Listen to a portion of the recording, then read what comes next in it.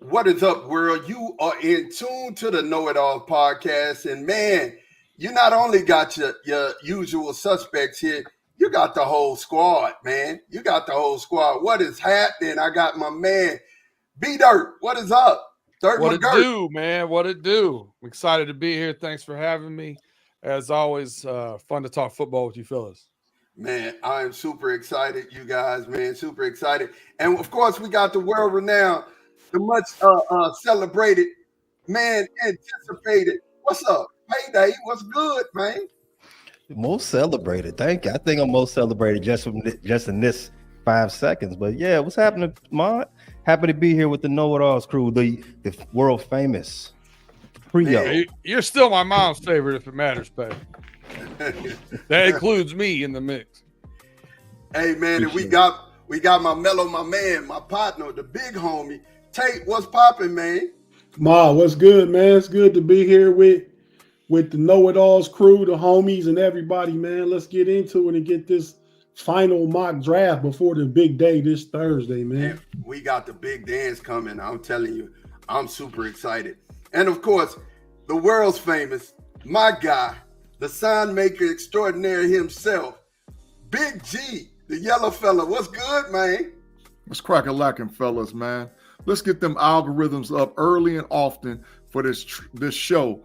But I'm telling you right now, we going into it, and I'm telling you, Dak Prescott is big trash, and Ma gonna try to make excuses for that dude, and he gonna pick a trash draft, and I can't wait till we get the grades at the end of the draft. So let's go. Here you go, man. Here you go. Look, my man, look, we want you guys to make sure, like he said, get the algorithms up. Make sure that you like and subscribe. Like and subscribe. Like us on Facebook. Subscribe on YouTube and Twitch so that when we go live, you'll definitely get those notifications. And man, we're about to get it cooking. We see y'all over there in the live chat. Thank y'all for being here and getting us started, getting us on our way. But man, we will be back right after this.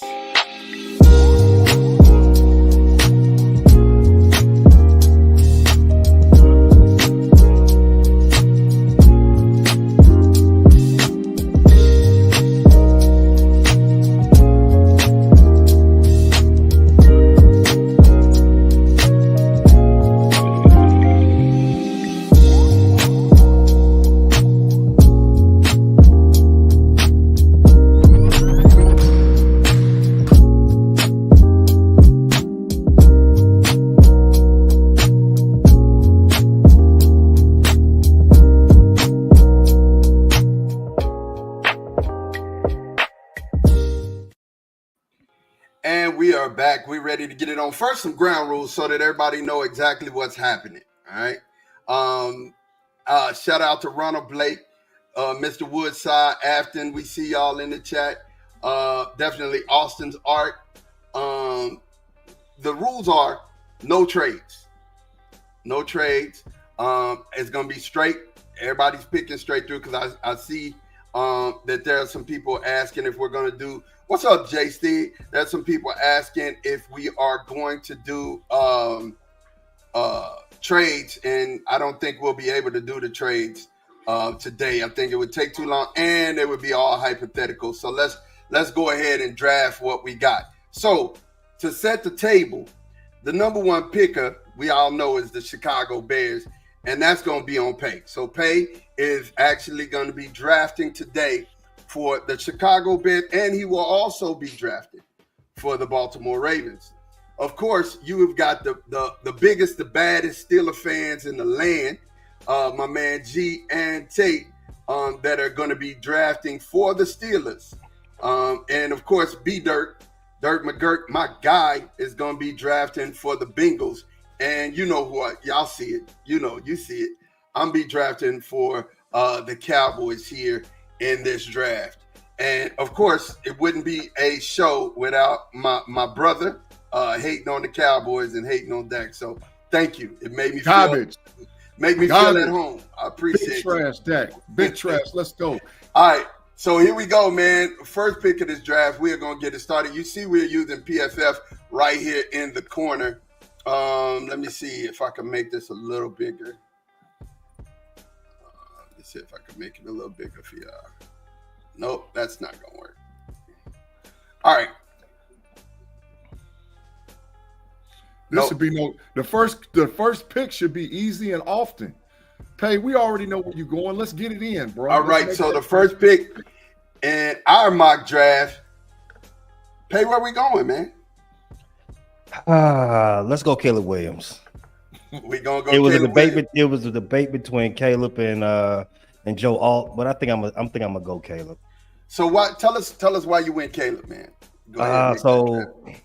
I've been told that the quarterback is the most important position in football, and since this is football and we don't have a quarterback, let's go ahead and get that number one name on the board. Can I ask a question? What would the consideration for Joe Alt be? I mean, then what would you do a quarterback? No, I was joking. Oh, okay. You would run the ball a lot. Hey, I got a question to ask too, just to ask Pay. Do you think there was any consideration for Jaden Daniels to be that pick and or for a team giving you a king's ransom to go up and get that number one pick? For if I'm the GM, no. Yeah. No consideration for Jaden. Yeah. No consideration for Jaden. No haul is big enough. No haul is big enough. None. So I'm just asking, hypothetically, if the Minnesota Vikings would have gave you 11, 23, their second, their fourth, and their first and their second next year, you wouldn't have made the trade? I would absolutely not. And at the number 9 selection, I believe we're back on the clock. You are back on the clock. Wait, I want to see what did he do though? Who went in the middle? I just want to know what those other picks were. Okay, so You gotta look. they're right here on the side. So Drake May went second to Washington. Mm-hmm. JJ McCarthy went third to the Patriots. Whoa. Malik Neighbors went fourth to the Cardinals. Mm-hmm. Marvin Harrison went to the Chargers, the Bolts. Corner time. Jaden Daniels went to the Giants. Rome went to Tennessee, and Joe Alt went to Atlanta. Do we think any of that is realistic as to how it could go down on Thursday? Man, Tay, I was about to say that. I do. I think Malik Neighbors has actually jumped in the mind. I think he's jumped Marvin Harrison, and Marvin Harrison will end up with the Chargers. Now, JJ McCarthy, I don't know. They're in love with him, but the Malik and the Marvin Harrison switch, I could see that. Nah, I don't think none of it's realistic. I think there's going to be a trade at 3. I think there's probably going to be a trade maybe at 4 or 5. What's the trade at 3, Big G, that you project? I think that the Vikings is going to come up. They're going to give up 11, 23, their second round and their fourth, and possibly a first pick next year to go all the way from 11 up to get the quarterback of their choice. And I think Drake May is going to be that guy at 3. And I think from there goes the storm, where people start trading up. They got guys that fell, guys that they want to get. Yeah. I think 3 is where the draft actually starts. I think that the Jaden Daniels is a lock for the Commanders at 2, but from three on, it's going to be topsy-turvy. I mean, the ironic thing is they might be able to get Drake May here at 11. The way this sits, this board. Correct. I don't think Minnesota allows anybody to keep them out of the top 7 of this draft. Facts. Yeah, I definitely think there's 2 trades before the clock comes back to the Bears at 9. Arizona has shown you in the past that they don't have any problem moving down. I think they're prime target to do it again this year. Yep. They might be able to move down, sneak back into the top 10, just where the board falls to them and still get that high level receiver. I think Minnesota is bigger on JJ McCarthy than any quarterback also. Mm-hmm. Yeah. I've heard that, Tate. I've definitely heard that. And that's why I said there's going to be teams that they're going to have guys slotted so high, and once those first 2 picks are made, then that's where all the shenanigans begin. And listen, there could be teams that come up and get receivers from 1 to after 1-2. Let the draft begin. Let's go. Mr. Woodside said can't see the Pats trading 3. They need a quarterback. Maybe Arizona would trade. I like it, but I actually agree with my brother. There's not many times that I totally agree with his takes, but I agree with him. I do believe the draft starts at 3. You know what I'm saying? That's when you're gonna see some action. But like I said, I do see Malik and Marv being switched. So Pay, go ahead, Tate. No, I was just gonna say my take is with the Patriots. I don't know that Mr. Woodsey said shout out Mr. Woodsey that he can't see them trading 3, needing the QB, and they do need a QB, but I don't know that they're a QB away from competing. We've talked about this in the homies Friday, and Pay said you need a QB, and I do agree with that, but they could get so much more draft capital to build their team a lot faster than just having a QB and nobody else. Big facts. I totally agree with that, bro. Because I think, in my opinion, they have the worst 53-man roster in the NFL as of today. Wow. I like their defense, though. I mean, their defense ain't that bad, bro. The defense was good last year. Yeah, it ain't that bad. Name a starter on offense for them. We said defense. We're not talking. Name 2 starters on defense for them. We ain't talking about that. No, but I mean, if you're saying they got a defense, name 2 starters. But collectively, defensively, I can't name them because it's not my squad. But collectively, defensively, they weren't bad. Like, they weren't bad. They couldn't score. Trash. Matthew Judon and Gonzalez. Yeah. Correct. Gonzalez got drafted last year, and Judon's new to the table. So that's a good. Judon been there a couple years though. Yes, he has. They garbage though. All right, Pay, man. Judon is not garbage. He's not. The Patriots is garbage. Okay. So let's get off of. Let's get to the draft. We got a lot to cover. Hey, man, Pay, it's on you. Make your pick. Tell us why you picked him, and everybody could go from there. This is why being at number 9 and staying at 9 is so sweet for the Bears. There's going to be a lot of chicanery, emphasis on the CHI of it, and it's going to happen. It's going to make for one of those elite receivers to fall to us at 9, or the number 1 tackle Joe Alt, or the best defensive player Dallas Turner, who is sitting right there. Go ahead and select him and put him in navy and orange for me. Oh wow! Ooh, wow! All right. So we got him. So Pay, talk to me, man. Tell us why you went with him, and go ahead. I think he's the best player on the board. So you check that box right there. Also, the Bears have a need for pass rushers. They have a need for versatile game records on the defensive side of the ball. 2 seasons ago, the Bears were bottom in sacks and QB pressures. Last year, even after securing Montez Sweat from the Commanders, we were still pretty much last place, but we looked a little better. He's gonna need help on the opposite side. Go ahead and let's do this right now. That's not surprising, but I thought a defensive player wouldn't go to like about 14 to tell you the truth. That's what I was thinking. And I don't see it. Were all 3 of the big receivers going at pick 9? Neighbors, Marv, and Odunze? Yes. Yeah. They were all going. Yeah. Yes. Okay. If one of them had been there, Pay, would you have went receiver? My co-host would have not allowed me to finish his show if I didn't take one of those receivers. So it all worked out for me. Yeah, I don't get yelled at, and I get the best player that I feel like, one of the best players that I feel like it could be an immediate impact for the Bears. You talking about your co-host on the Bear Claw or one of us? Oh, my Bear Claw. Okay. Hey, I got a question before we move off the pick. Based on the health history of Keenan Allen and the health history of Swift at running back, would this be a position that you need another offensive player?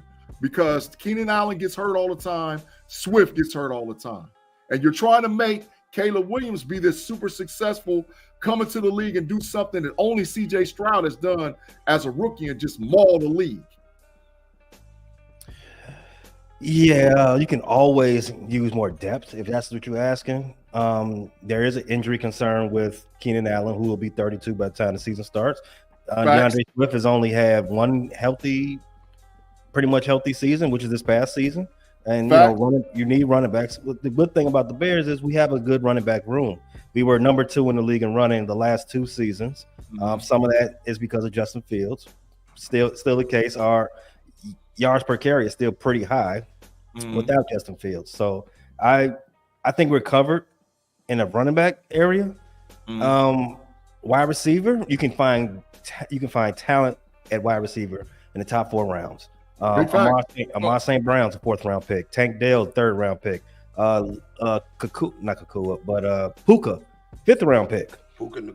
But what about Brock Bowers? He was sitting right there. That was where I was like, okay, in my mind, that's where you go. It's not a need. It's not a need.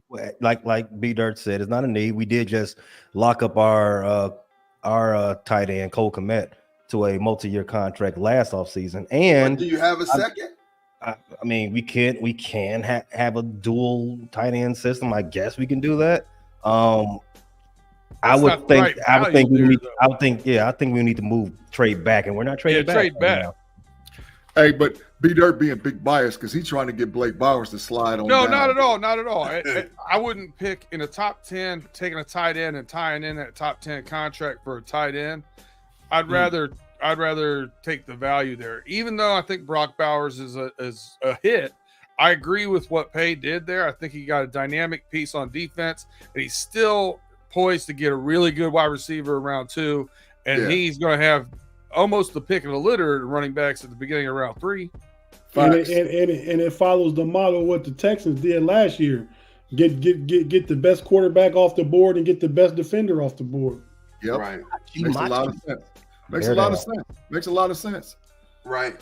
So in between the picks, just to run up the board, for Shanu went at 10, the tackle from Penn State. J.C. Latham went tackle from Alabama, went to Minnesota. I don't know how that happened. The Broncos took Brock Bowers. The Raiders took Quinyon Mitchell.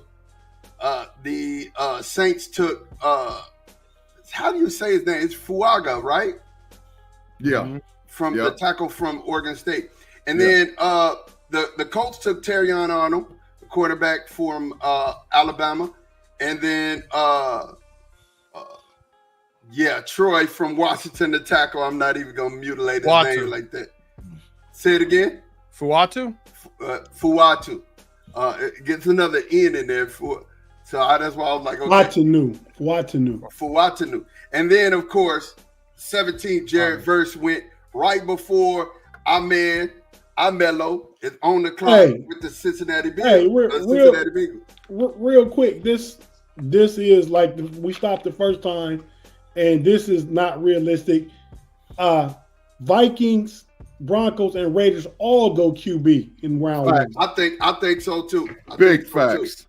Because I'm looking at, I'm like, how did the Vikings not pick a quarterback? But okay, all right. So we got Dirt. Dirt, you up to the plate, man? Talk to me. Well, we got 2 big needs, offensive and defensive tackle, and I've got 1 tackle left that I think is in that top crop, in the cream of the crop. I've also said this is a very volatile hit or miss. This guy could end up being the best tackle in this draft, or he could end up being kind of a miss at offensive tackle. I think he's better than that. Although Jerzon Johnny Newton staring me in the face and Byron Murphy looks very tempting, I'm going to pass. I'm going to protect the asset, Joe Cool. I'm going to take Amarius Mims, tackle, Georgia. So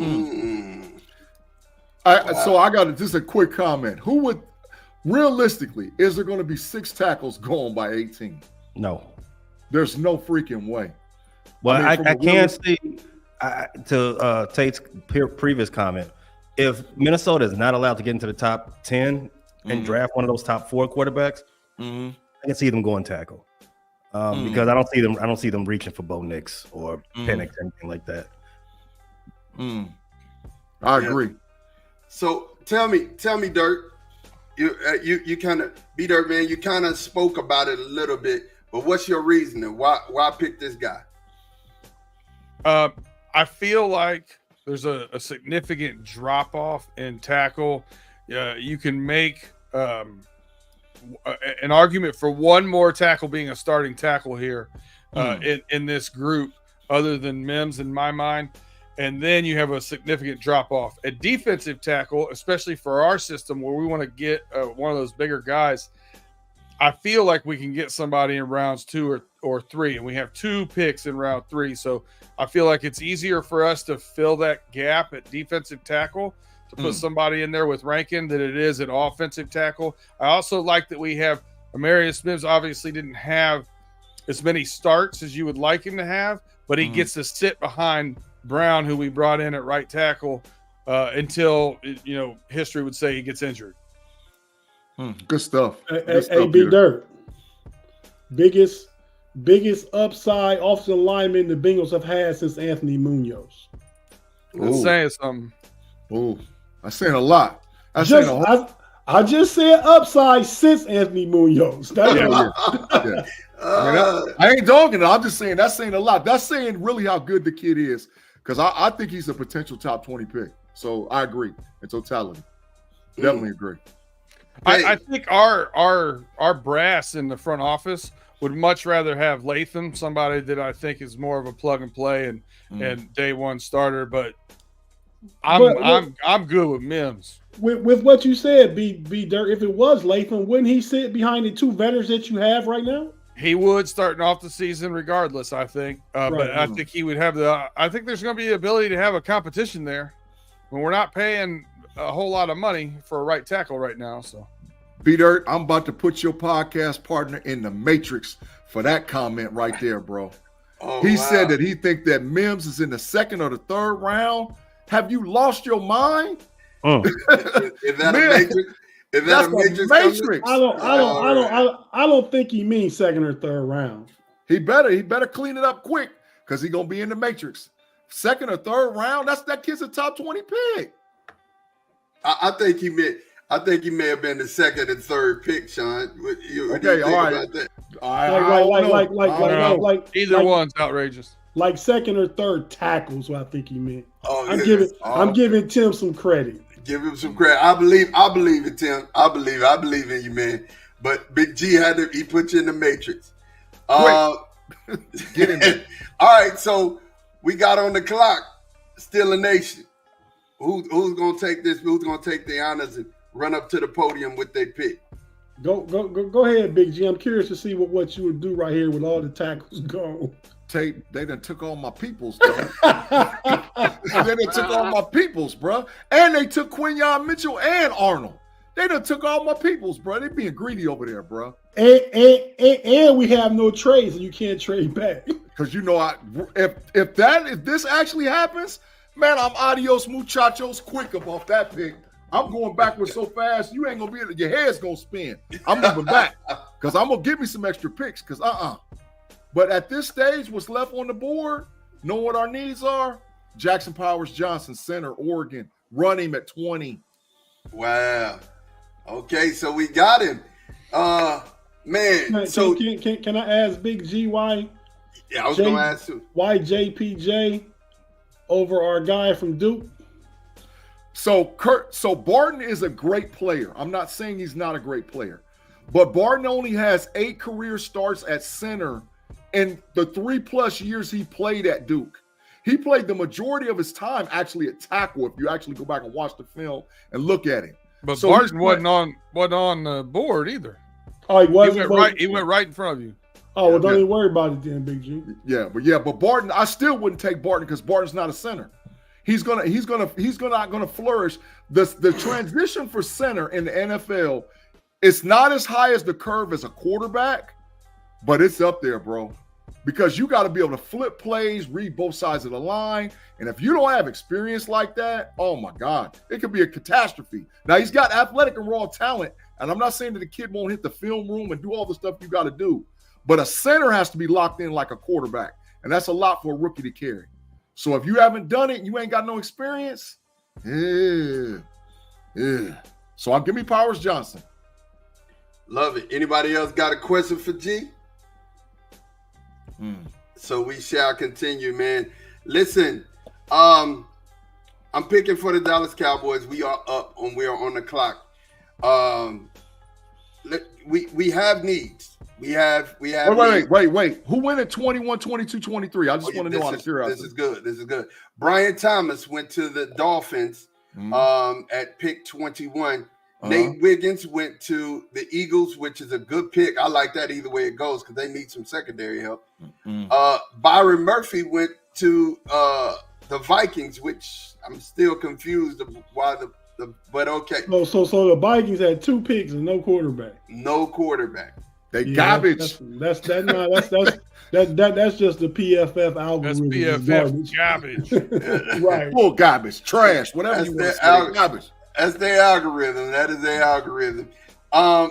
So number 1, Latu, I like him. He would be nice. We are actually he's actually could play an off-ball linebacker. And we did get Overshown back. So our linebacker room, and then we got Kendricks. We brought Kendricks, who's a vet who's familiar with Mike's system, Zimmer's system. I just don't believe. Here's my thing. I just don't believe in any world, shape, form, or fashion that we have given Dakota a number 2 at all. So I'm not even gonna belabor the pick. Adnan Mitchell, wide receiver, Texas. I would run this pick up here to the board. I love it. You can talk to me about it. I know that they're either gonna go Adnan or Xavier.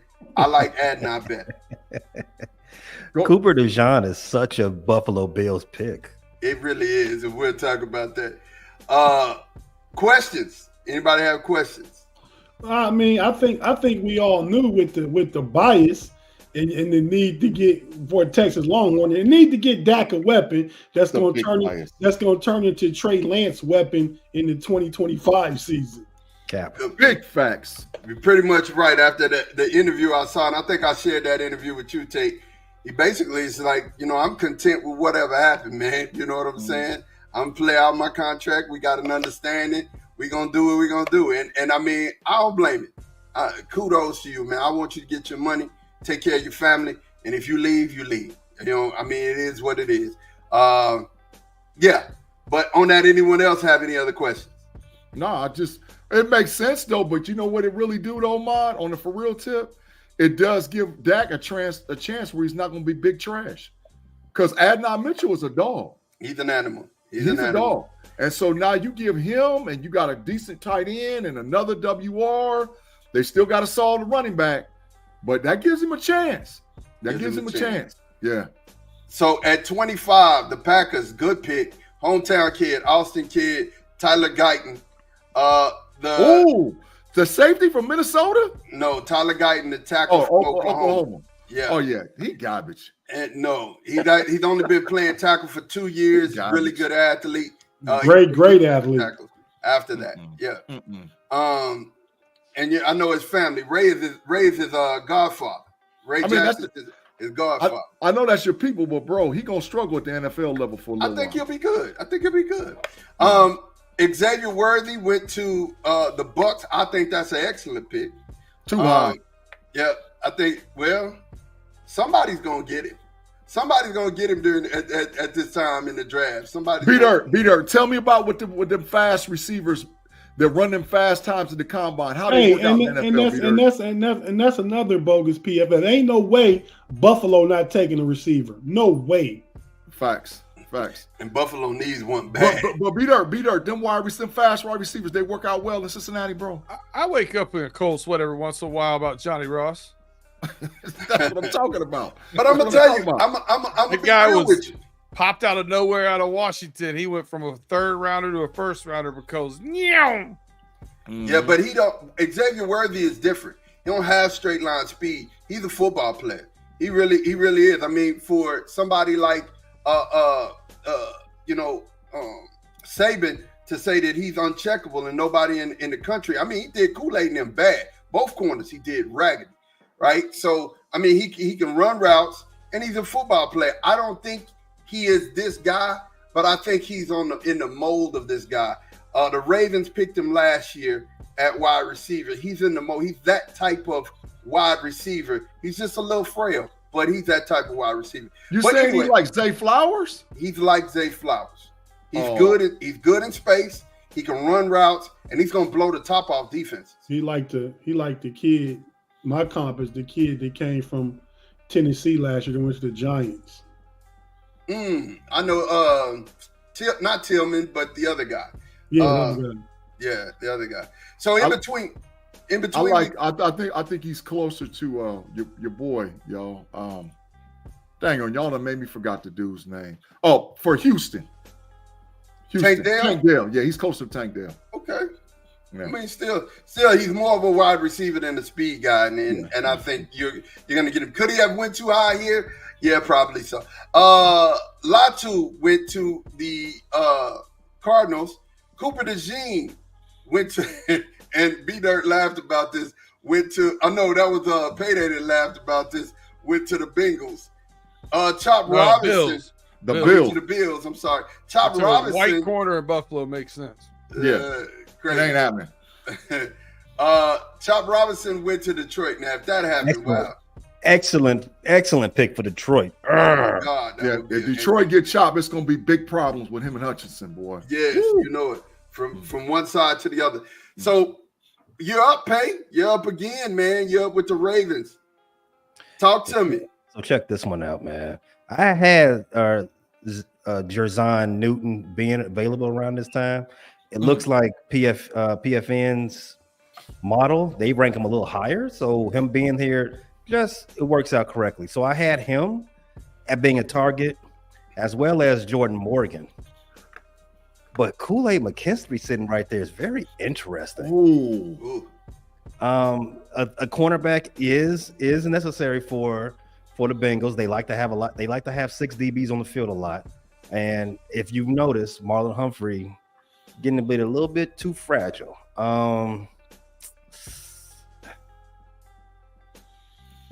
And Jordan Morgan would be perfect, but I can't pass on Kool-Aid. Bring him to the crib. Kool-Aid to the house. He's going to BMO. Going to BMO. Now, real quick, I'm gonna ask you, B-Dirt, is Worthy equal to Mike Wallace? Say what? Is Xavier Worthy, Texas receiver, is he equal to Mike Wallace? 60 minutes, Mike Wallace? Mike No, Wallace. you're talking about the Steeler Mike Wallace. Oh. Well, if you're talking about Steeler Mike Wallace, let's switch that. Tate or G, you answer this question. Go ahead, Tate. Mike Wallace is probably a better player. Not quite as fast. Mike Wallace was 4.29, but Mike Wallace was like 6 foot 205, much bigger player. Mm-hmm. Yeah, absolutely. And was part of the young crew, the young money that was out there killing them for a minute for the Steeler Nation. So Austin's Art said Kool-Aid, they happy about that pick. Ronald Blake said Bama. And Austin's Art said, I feel dumb for not putting Kool-Aid as a player on my wish list. Shouldn't feel that way, man. Pay, why did you go with Kool-Aid? So the Bengals like to play 6 DBs. Marlon Humphrey has been getting a little banged up the last couple of seasons. The Ravens like to play. You said the Bengals. Yeah, he said the Bengals like I'm to play sorry. 6. Yes, the Ravens like to play 6 DBs out there. Very confusing for opposing quarterback to figure out at times. Kool-Aid being right there is a steal in my opinion, because I think he should have been gone 3 to 5 picks earlier than number 30. So I can't let him fall too much further. Bring facts. Bring Kool-Aid to Baltimore. Yeah, big facts. Yeah. So on the clock, we got B-Dirt. B-Dirt, talk to me, man. What are we looking at? Well, I tell you, Mikey Sainristil as the transition from Mike Hilton would be a great addition there. Corner, another wide receiver, Keon Coleman. Obviously, we have tight end needs, but glaring weakness on this team last year, 31st in rush defense. Bring me the mutant. Chris Jenkins, number 50 ranked player there from Michigan. Peter, why you still on my dudes, dog? You just stole Mims and Jenkins, man. What you doing over there, man? Just telling my players, dog. That's a need, and he's the best available on the board right now. That is big facts. He's a dog. Chris Jenkins is a monster. B over there doing that a little bit of that advanced scouting. I see you, B. Yeah, big facts. Big facts. Getting his Connor Stallions on. I did want to say something about Kool-Aid. McKinstry going to the Ravens would make him purple Kool-Aid now, right? Yeah. Yeah. Purple drink. Purple drink. I'm making purple drink. Purple stuff. Drink. Yeah, big purple facts. stuff. After said Jenkins, awesome. So who's up for Still a Nation? Tate Boy Fresh is. What he ain't who you got, Tate? Oh, he looking. Yeah, I'm looking at the board, man, and that you see that safety's up there, bro. Flip the linebackers, man. I know that's what Tate gonna look. I see Tyler Nubin is up there too. Mm-hmm. And oh, look at them linebackers, Tate. Look at them. Yeah, them first three is nice ones. That they hopefully you get one with the first third round pick. WR. But yeah, I know where you're going. Go to WR. But I think I know what I'm gonna get. I'm gonna stay true to the Steelers board and what I think they'll do. I want to keep this realistic. And Tate, he gone. Who, Xavier? Yeah, he gone. He gone, but you know, you've kind of talked me into, and I've watched some highlight reel and stuff like that, man. Even though he's not the highest ranked receiver on the board, he best fits the Steelers. Give me Ricky Pearsall. Yeah. For the Steelers at pick number 51. I like Ricky. Tate, I like the pick, but I'd have took Nubin. But that's just me. You know. Yeah, the value was there for Nubin, but I'm trying to. You would have took Nubin. The Steelers wouldn't have took Nubin. Center, wide receiver, tackle, cornerback. So you know, with the first three picks, I think so. I'm just trying to keep it realistic to what I think they will do, not what I would do. Yeah, big facts. But I like Ricky Pearsall. Ricky Pearsall, a dog. Cooper Cup.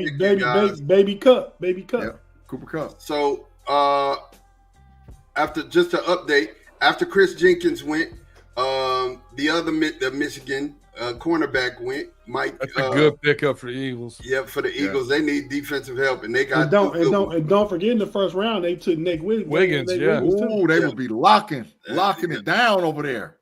And so after the Ricky Pearsall pick, Troy Franklin went to the Rams.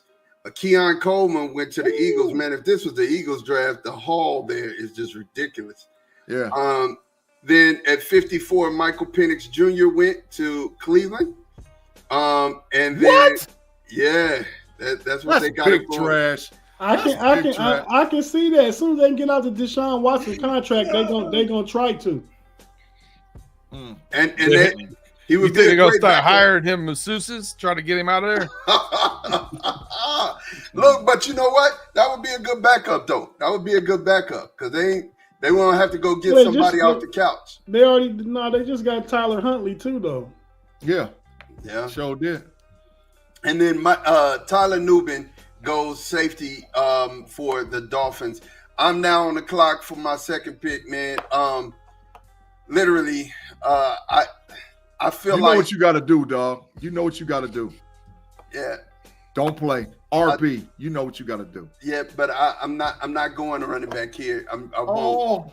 I'm not going running back here. Another Longhorn. I feel like I could get him at another place. I love this guy. Like, I mean, if we're gonna go linebacker and we're having to put a linebacker together, it was out of him and the other linebacker from Michigan for me. Junior Colson. Junior Colson, yes. Yeah. And I've watched tape on him. He's a thumper. He gets to the ball with bad intentions. That's going to be Edrin Cooper. I'll take him linebacker, Texas A&M. I don't dislike that pick, bro. I don't dislike that pick, but to me, and I'm an outsider looking in, their pressing need is they have to get an RB1, man. And if you got a kid like Benson sitting on the board at Florida State, or Blake Corum, or Brooks from Texas, oh, bro, you got to go get one of them dudes, dog. You got to get one of them dudes. I feel you. you. Got to have a guy to run the ball. I feel you. Next on the clock, Baltimore Ravens. I know you've been over there looking. Talk to me. Talk to me, Pay. Yeah. This is the way the board is falling is really crazy. I had a plan. I did not think the best player on the board would be a corner in the first and second round by the time the Ravens got back up. I don't want to reach for anybody. I wish I could trade back. Because I do want I had a plan to take the best wide receiver available. I don't want to spend any more draft capital on a corner again. I will pass on that. I will take the tackle out of BYU and Mr. Kirian. I will take him, and he's right there, right in front of you, number 57 overall. There we go, right there. Okay. I'll take him and let's start filling in some gaps over there on that line. Hey, I sat down on film on him last night, man. Filling in gaps. Because I thought, Paul. go ahead. Yeah, no, that ain't no pause. Say what you say. No doubt. Come on, bro. Ain't no pause in this. No Diddy, no doubt. No Diddy. Yeah, no doubt. Hey, but Pay, I sat out on some tape on him last night, bro. I watched about 25 minutes, man, 20 minutes of tape on him. Just because I think he could be a second round option for the Steelers at tackle. He's worth it, bro. He's worth it. He's got a definite upside. Super long arms too, man. Super long arms. Well, we got payback on the clock for the Bears. The Bears. What you got, Bears? The Bears. Shout out to everybody that's watching. Everybody, especially on the Bear Club podcast, on Facebook, and on the Frustrated Chicago Sports Fan on YouTube. Mel in Motion. I seen her in the comments. She had something to say to the Cowboy representative of the team. But for the Bears, we are first pick for the third round. Chicago Bears. I was hoping he was going to still be there. My plan to sabotage the Ravens for the Bears' benefit backfired. But I was looking at Blake Corum. I was hoping he'll still be there for the Bears. In that case, I do need to go. Yeah, Benson. I don't want to reach. I needed a wide receiver. I don't want to reach. But let's go ahead and take Mr. Jalen Wright, halfback out of Tennessee. He's nice. He's nice, and that made me remember the receiver from Tennessee. I thought was Jalen Hyatt. Yep. So you would take him over Benson? Yeah. See, the thing is, I think Jalen, he adds a little bit more spunk to our backfield. He's just a little. We already have somebody like him, like Benson. Give me Jalen because he can flesh out. He has an automatic role. And if he doesn't get on the field on offense, we have a needed kick returner. All right, makes sense. Makes sense. Like it, Ronald Blake said, from the sounds of this exercise, the draft is only 3 or 4 rounds deep at the most. No. Yeah. No. It's really deep. Yeah. Really deep. We got the Cincinnati Bengals on the clock. I agree with Ronald Blake. There's a big fall off after round 3 in talent. A big fall off. Maybe right at the beginning of 4. Right, maybe right at the beginning of 4. Yeah. Talk to me, B-Dirt, man. You up next. Well, 2 biggest needs we've addressed right now. I would love to double up at tackle in this draft, but I don't see the value there. So really looking at next available best available that fits our needs. And that's going to be the T. Higgin replacement, I believe. Johnny Wilson, wide receiver, Florida State. Third dude he done swooped from me, Tate. Third dude he done got from me, Tate. Third dude. What is he doing? But Big G, tell me if I've picked something that doesn't fit our team needs and been best available. It's just the way this draft fell. Yeah, it makes perfect sense, Peter. But it you can tell, and I'm gonna make this comment, and I mean it and wholeheartedly. I ain't talking about them trash Browns, but the Ravens and the Bengals and the Steelers, You can tell how they draft because we all are targeting the same players because we know we got to face each other twice in the division. So we got to fill our needs to beat each other.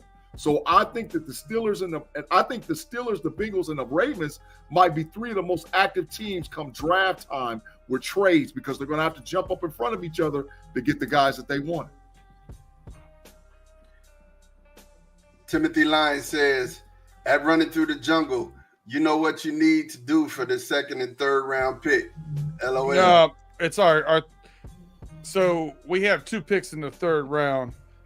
More than likely, he wants me to take Estime, but I think Estime will be there in the 4th or 5th. Possibly. We'll definitely talk about it. Tate, I guess you're up for this Steelers pick. I got this one, Big G. You got the next one? Yeah. But I'm gonna see. You don't go to defensive tackle real quick. Just let me see what's on the board. What's that? I can't see the top.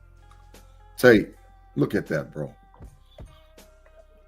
Yeah, I like it, but I can't pass on Junior Colson, linebacker, Michigan. Oh, I'm with you. I like that. I like that. That's a big good take. You're gonna get just a big sign, a big great take. So the thought there, if anybody has any questions, since we always have a lot of Steeler Nation in the live chat, that I can't pass up the opportunity. I don't know what Cole Holcomb is going to be back. Mm-hmm. Our dude, what's his name? Elandon Roberts is nice on run down, coming downhill thumper. He's under contract for this last year, and he's 30 years old. Will be 31 by the end of the season. I can't pass on pairing Junior Colson with Patrick Queen. Oh my God. Tate, do we have the best linebackers in the NFL at that point? Patrick Queen, Junior Colson. Pump your brakes a little bit, Big G. TJ Watt. I'm just saying. Oh, you mean as a foursome? As TJ Watt, Highsmith, Junior Colston, and Queen. I'm just gonna say top 5 because I don't want to just jump out there. I know you sometimes don't mind just jumping out there. Yeah. So I'm gonna say top 5. He stays out there. Be dirt, you right. But as a collective, just a twosome in the middle. I think that potentially they have the upside to be a top tandem in the middle. Love it. All right, love it, bro. Love it. Good pick. So let's update. Let's update and go ahead and get everybody updated here. After the Bengals pick, TJ Tampa went to the 49ers. Yeah. Christian Haynes, guard out of Connecticut, went to Kansas City. Blake Corum went to Purgatory. He went to Carolina. Straight Purgatory. That's hilarious. The Cardinals took Rook Ohorio from Clemson. Aurora. That guy's on my list too. I like him a lot. I think he's undervalued. Storm brother. And then Washington Commanders took Jaden Hicks from Washington State. The Patriots took Chris Braswell, the end from Alabama. Definitely we have Malachi Corley. Good one. Ooh. Now that makes another wide receiver that the Chargers, the Bolts got. Yeah, so that makes the Chargers have Marvin Harrison and Malachi Corley. Ooh. And they got rid of Keenan Allen and got Mike Williams. And so they got Justin Herbert some weapons. Yeah, definitely. That I think that's smart. Andrew Phillips, cornerback from Kentucky, and the Giants need some cornerback help. And then again, Jermaine Burton, wide receiver from Alabama, went to the Cardinals. Devontae Walker, the wide receiver, went to the Jets. And wide receivers is flying off the board right now, bro. They're making a run on them. Yep. Yeah. Brandon Douglas, defensive tackle from Oregon, went to the Lions. The Lions are sneaky having a good draft here, man. They really are. They're sneaky having a good draft. Xavier Thomas, the edge rusher, went to Clemson. Atlanta. Yeah, good From pick. Clemson. Jalen Wright, of course, was the next pick for Chicago, and from the running back from Tennessee. Javon Baker, the wide receiver from UCF, went to the Broncos. Man, them receivers is going. Yep. Trey Benson went to the Raiders here, and that's the halfback from Florida State. The tackle from TCU, Brandon Coleman, good one. We're going to Washington. It was from Seattle. Bucky Irvin, another running back. His running back, run on running backs, went to Atlanta.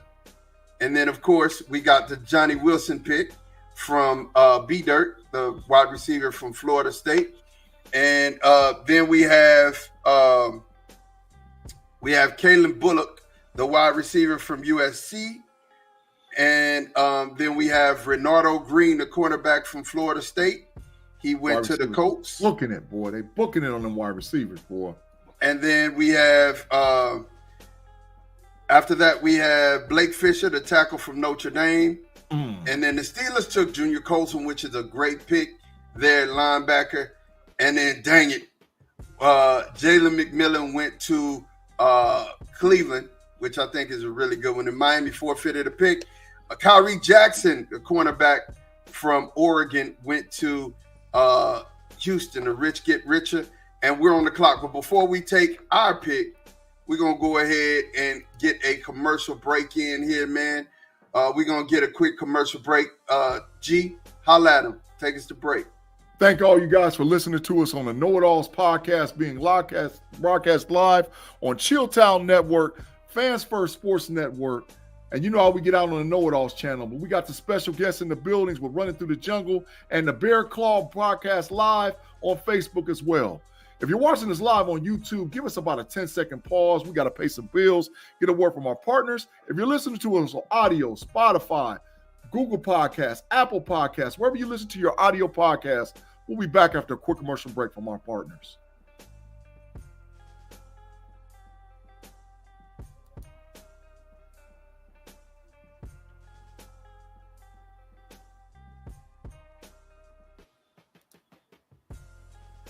And we are back, you guys. We're ready to get it in. And, of course, the Cowboys are on the clock. The Cowboys here are on the clock. Sheesh. If you guys are looking, running back. If you guys are looking, I've already seen the future here. I'm not going to be able to make it around because there's a run on running backs. That's what I noticed. And, really, I thought I was going to get one of the two in the third round. And that was either going to be Trey Benson or this guy. I really am impressed with Braylon Allen from Wisconsin. I think he's a juggernaut. He's able to carry the ball at least 15, 20 times a game. He's good in between the tackles, got a little burst and wiggle room with him. So I'm going to take Braylon Allen, halfback from Wisconsin. Mott, if you wait to the third or fourth round, you either got to take Allen or you got to take Estime. And that makes all the sense in the world. I like Allen better. I like that pick, man, because Allen got like sub 4.5 speed. Facts, big facts. Definitely, and if you look at the history, Wisconsin put some running backs out. So, man, I definitely want to go with them as far as the running back is concerned. So what you saying, man? Y'all had Zeke, now you getting Braylon Allen. You saying Big Ten running backs do it better? I'm saying tell them, Tate. Big Ten running backs do it better, man. I mean, you know what I'm saying? They do it better. They do it better. They do it big. You know what I'm saying? They do it big. So, payday. What's popping, my G, my mellow, my man? It is your time. Does anybody think that the all-pro tight end out of Baltimore, Mr. Mark Andrews, is on the downside of his peak, maybe exiting his prime? I don't, but to get another one and pair him for 12 is a boss move. But I thought he already got a dude though. What's Isaiah Likely? Isaiah Likely is there as well. I know, but I think Isaiah Likely profiles less like a in the middle type staunch guy, can make all the tough catches. Isaiah Likely more of a down the seam type of tight end. He's not an inline tight end. But what was the tackle called that they made the rule about because of Mark Andrews? Not horse collar, hip drop. Hip drop, yeah. Mark Andrews is dropping down because of the hip drop. I mean, he's still probably got another year left, maybe. Mm-hmm. Okay. All right. Just a question, something that you think about when you're in these draft rooms, in these war rooms. Like, man, how much time do I have left on the guy presently, and what should I be looking for in the future? And you all know those guys from Iowa, they're different. They're built different, man. Eric Ali. Yeah, just those tight. You saw the guy before him. What's my Laporta? Sam Laporta, also from Iowa. If he's got any bit of that, this is a steal for the Baltimore Ravens. You're forgetting about the tight end from the 49ers. He's from Iowa. Oh yeah, I ain't forgot about him. Kittle, George Kittle. He's also, they built, like I said, they built different. And I'll be there calling timeout, bro. I'm out. If that's going to be your strength to stand on for picking Eric All, he never played it down for Iowa. He played at Michigan, transferred with our quarterback, and got hurt in the preseason and blew out his ACL. So you might want to pick big facts down at Iowa. I didn't know big that. Facts. Too late now. He played for Michigan and had a big game against Penn State, not this past year, the year before. Correct. Yeah. But because of the Loveland and some of the picks, the guys we had coming in this year, and he was, he's kind of loyal to his quarterback. He left with his quarterback and went to Iowa. They both got hurt. Yep, big facts. Oh well. Well, you dang, Eric Costa messed up. I haven't made your pick yet, so the pick ain't in. Run the pick, bro. You can't double back on the card. If Run the pick. Put the board back up. The board back up. Double back with the card. Hey, look, hold on. That's kind of flaky. The card wasn't floating. The card gone, dog. This ain't spade. The card. If the card is gone, I had to push. The card is gone. He said it. He announced it. If B Dirt didn't never say nothing, he would have had to have that pick. Some of us have been in the war room, and some of us have been in the Matrix. Hey, you in the Matrix right now. So Pay, I got to honor your pick. I got to honor your pick, Pay. Hey. That's fine. If he turns out to be just good in the right time is when Mark Andrews is leaving. Perfect pick. I think it is a good pick. It's probably a good pick with high upside. But what I tell y'all backstage when we said Pay was picking for the Bears and the Ravens. This reminds me back in high school when you get you be doing a math question, you get the answer right, but your work would be wrong. That's all they did right there. And you know what? That ain't right. To me, that's still right. It's still right. It's still right. It's still right. We just did it. We got there two different ways, man. I'd rather be right. Don't worry about the machinations in the back. Just don't worry about all that. Just get don't cloud the issue with the facts. Exactly. So the Green Bay Packers, they selected Marshawn Lloyd after I took Braylon Allen. Austin Booker, who's going to be a good one, went down to Tampa Bay. Told you it was a run on running backs. Ray Davis went over there to the Cardinals. I don't know what the Cardinals are doing. There's no rhyme or reason to this pick. And then the Packers doubled up. They got Javon Solomon, the edge rusher from Troy. Then Jalix Hunt, the edge rusher from Houston Christian, went to Tampa Bay. Then, of course, we have the controversial pick of Eric Ali, tight end Iowa. And then, San Francisco picked Jeremiah Trotter Jr. And, I was hoping he would get to us. Even though we got Colston. Braylon Trice at Ian from Washington went to Kansas City. And Christian Mahogany from Boston College guard. And on the clock, we have B Dirt with the Bengals. All right. Let's humor me here. I want to look at defensive tackle. Mm, mm, mm, mm, mm. Mm, mm, mm, mm, mm. Mm, mm, mm, I want to look at cornerback real quick.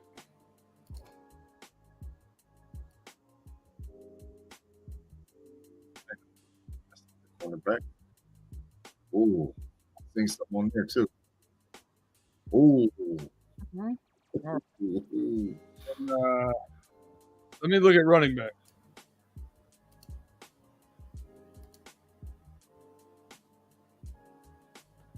You already know, B-Dirt.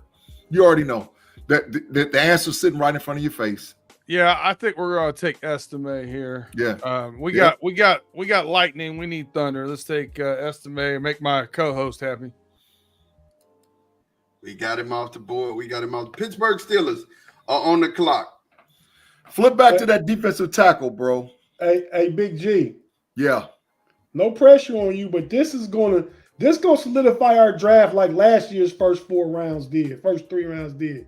Because if you get a good pick here, and we already got Jackson Powers Johnson, Ricky Pearsall, and Junior Colson, you make the whole draft right here. No pressure. Tate, look at them two guys sitting right there at the top. Mike Hall Jr. and Sweat. Right? Sweat is a poor man's version of Casey Hampton. But Mike Hall Jr., man, is a little different, bro. He's super fast. I'm not giving him no Aaron Donald comp, but he's just almost as good as Murphy from Texas. Oh, you out your mind. Okay. Give me Mike Hall Jr. at the pick for the Pittsburgh Steelers. Yeah, give me Mike Hall Jr. Give me Mike Hall Jr. for the pick for the Pittsburgh Steelers, bro. I like that pick. I would have took a look at the corners though. Nah, we good. We good right now. I hopefully my sleeper dude is on their list. Tate, you know what I'm talking about. All right. Shh, we can't tell. All right. Spencer Rattler went to the Rams. Mason McCormick from South Dakota State went to the Commanders. Let's see. Darian Taylor Dimmerson went to Purgatory out there in Carolina. Malik Washington, wide receiver of Virginia, went to Seattle. Dominique Pooney from a tackle from Kansas, went to New England. And then to the Cardinals, Khalil Carson, cornerback, Wake Forest. Cooper Beebe, that's a I like him. That kid from right here at the high school, and from my neighborhood right here, Khalil Carson, 6 foot, 200 pounds. I think he would have been a potential Steelers look if they hadn't got a corner in our next pick. But yeah, so I just had to comment that. Yeah, I like. Where Cooper Beebe go? He went to the Bolts. Hey, I made a mistake. What? Y'all 2 picks were messed up. You got Sweat instead of It don't matter. I got Mike Hall. Instead of Hall. We already know. Yeah, we already know Mike Hall. We know it. Yeah. So all right. Because I just seen him as we were getting down here. Cade Stover, Ohio State, went to Tennessee. Jerry Jones, cornerback from Florida State, went to New York. Cedric Van Pran went to the Vikings. Brennan Jackson the edge rusher went to Atlanta. Atlanta got a lot of edge rushers. Ben Sinnott went tight end, went to the Bolts from Kansas State.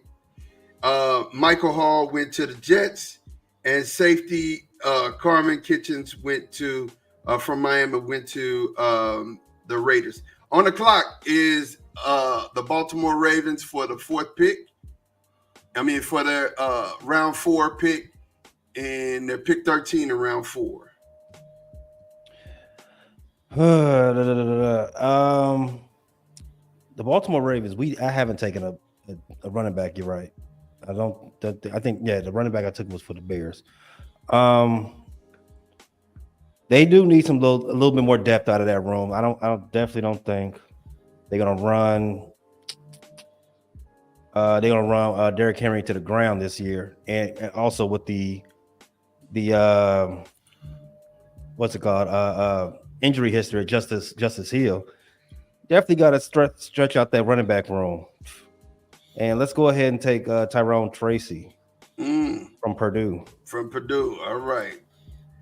Tyrone Tracy is off the clock. God dog it, Jacksonville. Jacksonville with the next pick Hunter Norzard with the center, and on the clock right now is the Bengals. All right. Go to defensive tackle. This is one of those places where Tavondre Sweat was the 122nd ranked player on this board, and I probably would have took him here. But go to the defensive tackles for me.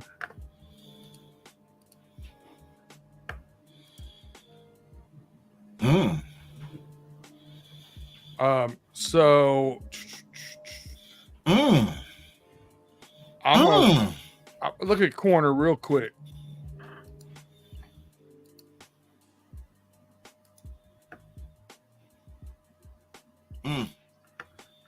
Oh, which one's more like? Let's go. Mekhi Wingo, LSU. Good pick, Peter. I like it. I like that one a lot. Wingo is going to be a sleeper in this year's NFL draft. I think so too, Big G. Yeah, I think he is a sleeper. I think he's one of those kids that just got overlooked. You know what I'm saying? I think he got overlooked, and he has a huge upside if he gets in the right place. It was his injuries that hurt him at LSU. It was his injuries that hurt him. He missed a lot of time. I think he was a 4-star coming in, if I'm thinking right. He's ranked really high. Yeah. So on the clock, Pittsburgh Steelers, round 4, pick 19. Tell you this on you, bro. Yeah, go to corners real quick.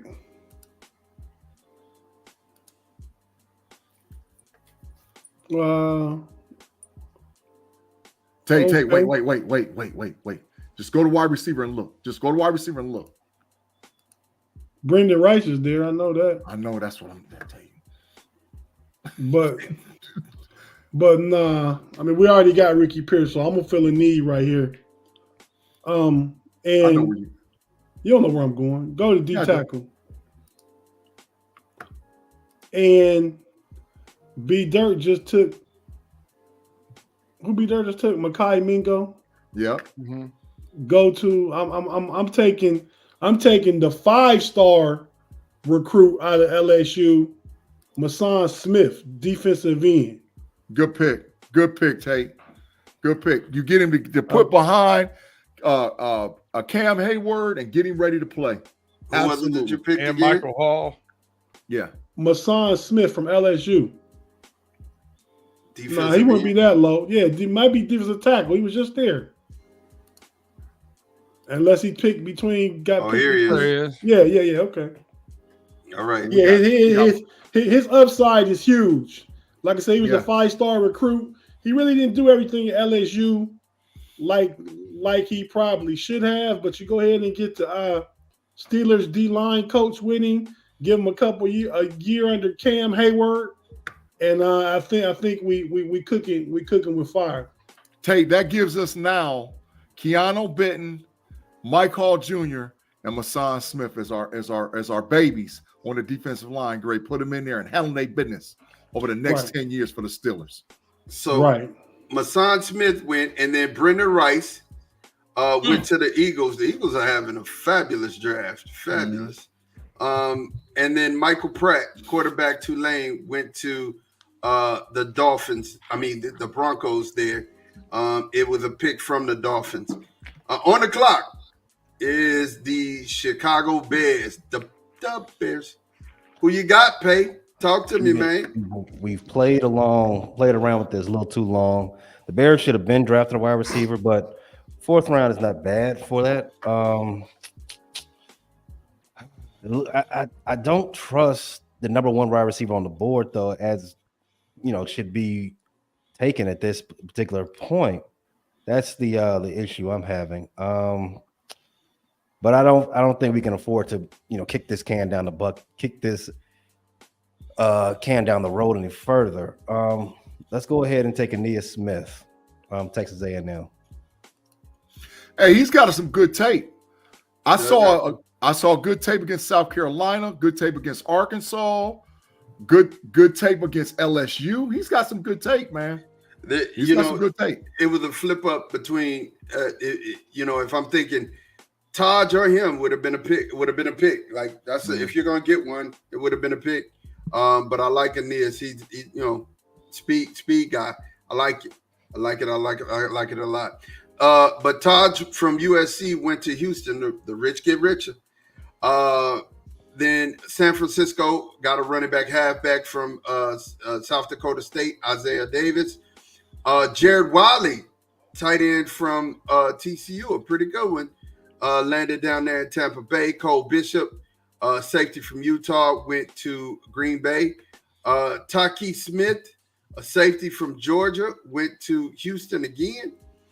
Jordan McGee, the linebacker from Temple, pretty decent linebacker, went to the Buffalo Bills. And Dwayne Carter, defensive tackle, went to the Vikings. Lil Wayne. That was Lil Wayne. Yeah, Wayne Carter. The Vikings haven't taken a quarterback, which is crazy in this draft to me, but okay. That's not crazy. That's PFF. PFF is showing that they big trash. Wow. Well, you took away their ability to draft. So, I mean, not draft, but trade. Yeah, this is true. This is true. All right. So, on the clock, again, we got Baltimore Ravens. They got a lot of picks. Looking at? Yeah, the Baltimore Ravens do have a lot of picks. They got 9 in this draft. A lot of picks. So this is pick 130. I was looking for the Baltimore Ravens to do something around something around on the defensive side of the ball. Maybe who's the best edge out there, or another defensive lineman. Somebody maybe like Kamara, Muhammad. Might have been a good pick for the Bears. I mean, not Bears. I'm sorry, the Ravens. And just so happens he's sitting right there at the top of the board. I'm not going to think too much on this. I'm going to go ahead and take him from Colorado State. Good pick. I like that, but I think that's kind of high for him. And again, that's PFF. And all the other ones, he's down like in the 160s. Good player, good pick. I like the upside, but I just think he's higher on this board than he is in other platforms. Agreed. Agreed for sure. Muhammad Kamara went at 130. Matt from Pittsburgh at tackle went to the Chiefs.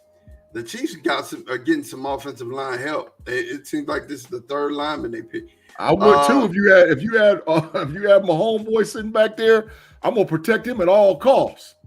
At all costs, protect yourself at all times. And then it said protect yourself. Hands up. Protect yourself at all times. At all times. And you know what? In your mock draft tape, you actually took Muhammad Kamara, and I like that pick. I really do. Did, but it was in the 6th round. Yeah, I really like that pick. Then of course we got Trevor Keegan, the guard from Michigan. B Dirt. How I know that line was really good this year. What about Trevor? Is he good?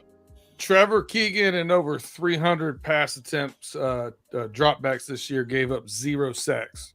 Facts. And he is nasty. Michigan passed the ball 300 times? Drop back to pass 300 times. Nice. Chris Abrams-Drain, cornerback from Missouri, went to Buffalo. Isaiah Adams, tackle from Illinois, went to the Jets. Seon Vaki, the safety from Utah, went to San Francisco. Who may end up playing running back. Yeah. Yeah, big facts. Tanner Bortonini, a center from Wisconsin, went to the Broncos. Tommy Eichenberg, linebacker. That's a Patriots pick if I ever seen one. He went and played linebacker at the Patriots. Leonard Taylor, the third defensive tackle, goes to the Cardinals. Jarvis Brownie Jr., cornerback from Louisville, went to Washington. Marist, the linebacker from Notre Dame, went to the Bolts. The Bolts are having a good draft. Isaiah Williams went to purgatory with Luke McCaffrey, where his brother started out. They both went to Carolina together. Both wide receivers. Carolina decided to go wide receiver. I think Luke is going to be a better pro than anybody's giving him credit. Luke McCaffrey's decent at wide receiver. I mean, really decent. He is. Then you have Charles Smith-Wade, cornerback, from Washington State, went to Atlanta. Caden Wallace, tackle from Penn State, went to Buffalo. DJ James, cornerback, went to Auburn. From Auburn, went to the Broncos. And Cornelius Johnson, wide receiver, Michigan, went to Tennessee. B-Dirt, what you think of it? A lot of potential, but pretty untapped at Michigan. So interesting picking that high. But I like the kid's upside. Could be. It's high risk, high reward. And we got Miles Harden, cornerback from South Dakota, goes to the Broncos again. That's two cornerbacks back to back for the Broncos. Theo Johnson, tight end, Penn State, went to the Raiders. On the clock, we got B-Dirt for pick number 14 in the 5th round. Well, right before the Raiders picked, I had a tough choice between two players. Theo Johnson gone. I'm going to take Cam Hart, cornerback, Notre Dame, for a little depth piece. Tate, he stole another one of my dudes, dog. Daddy stole another dude, man. Hey, this was one of my guys that I did on our last show as one of my sleepers in the draft. Hey, yo. And I like both Theo Johnson and him. Big facts. All right, so after that, Jaquan Jackson, wide receiver, Tulane, went to the Saints. Gabriel Murphy, edge for UCLA, went to the Colts. Malik Mustafa, safety from Wake Forest, went to Washington. Christian Jones, man, Jacksonville done snaked me twice, man. God damn. Christian Jones went to Jacksonville, tackle from Texas. Will Shipley from the Rams Will Shipley went to the Rams, halfback from Clemson. Jaheim Bell, tight end from Florida State, went to the Rams as well. Dalen Hooker, tight end from Colorado State, went to Cleveland. Zach Zinter, a guard from Michigan. Tell us about him, B-Dirt. Y'all's line was excellent. Zach Zinter was the heart and soul of our offensive line. The only reason why he dropped this far is because he got hurt against Ohio State. So that's a compound fracture. That's a first round pick. If he wasn't hurt, where did he go? To the Vikings. That's a good pick by the Vikings. Pick 157. He won't play this year, but next year. He won't play this year, but next year, he'll be a very good player for them. Yeah, big facts. Cedric Gray, linebacker from North Carolina, went to the Fins. Jordan Winnington, Texas wide receiver, went to Kansas City. I'm gonna tell you, Jordan is a great team player, former 5-star recruit. Goes for a 4.3. Tool guy. He'll do whatever's asked of him. So I think that's a good pick. Andy Reid will make something out of him. Patrick Mahomes will make something out of him. You know what? I said that wrong. You're exactly right. Patrick Mahomes. Patty will make something out of it. Matt Nagy is gonna make something out of him.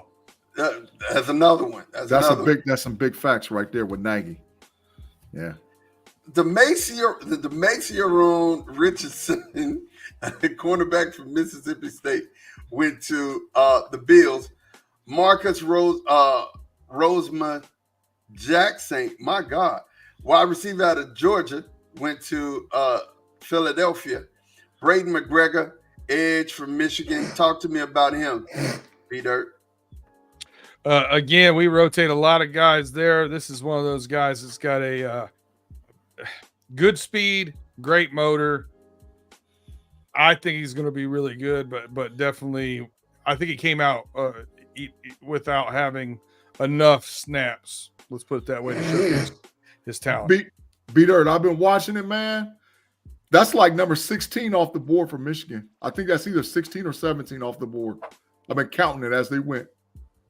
Just because I think that they're going to break the record for most players drafted in the draft. 16 is the record, isn't it? Yeah, I think they just broke it right there with him going. All right, so we have Anthony Gould, wide receiver from Oregon State. It's the first time Buffalo picked a wide receiver. Like, you waited so long in the draft. Should have did that early. And Nelson Caesar, the edge for Houston, went to Detroit. On the clock, we've got none other than my guy Payday. Man, who the Ravens getting? They do. I've been bad on getting them some needs. I've just been taking, best player available. I'm looking. They do have a needed wide receiver, Jalen Coker. Wow, this is a bit high for him, but I don't want to. I like Jalen Coker, 6'3", like 210 with the Holy Cross, right? That's what that is. Yeah, and he was expected to go 160, so you're at 165. So, I was looking at something like closer to 180 for him. Careful, though, it's a PFF grade. Mm-hmm. Yeah, I don't want to reach. I don't want to reach for a guard or anything like that. I'll just stick with it. Let me get the best player available. Let me take Coker. All right, so we got him off the board with the Baltimore Ravens. On the clock, man, look. So I got my running back. I got my wide receiver. I got my linebacker.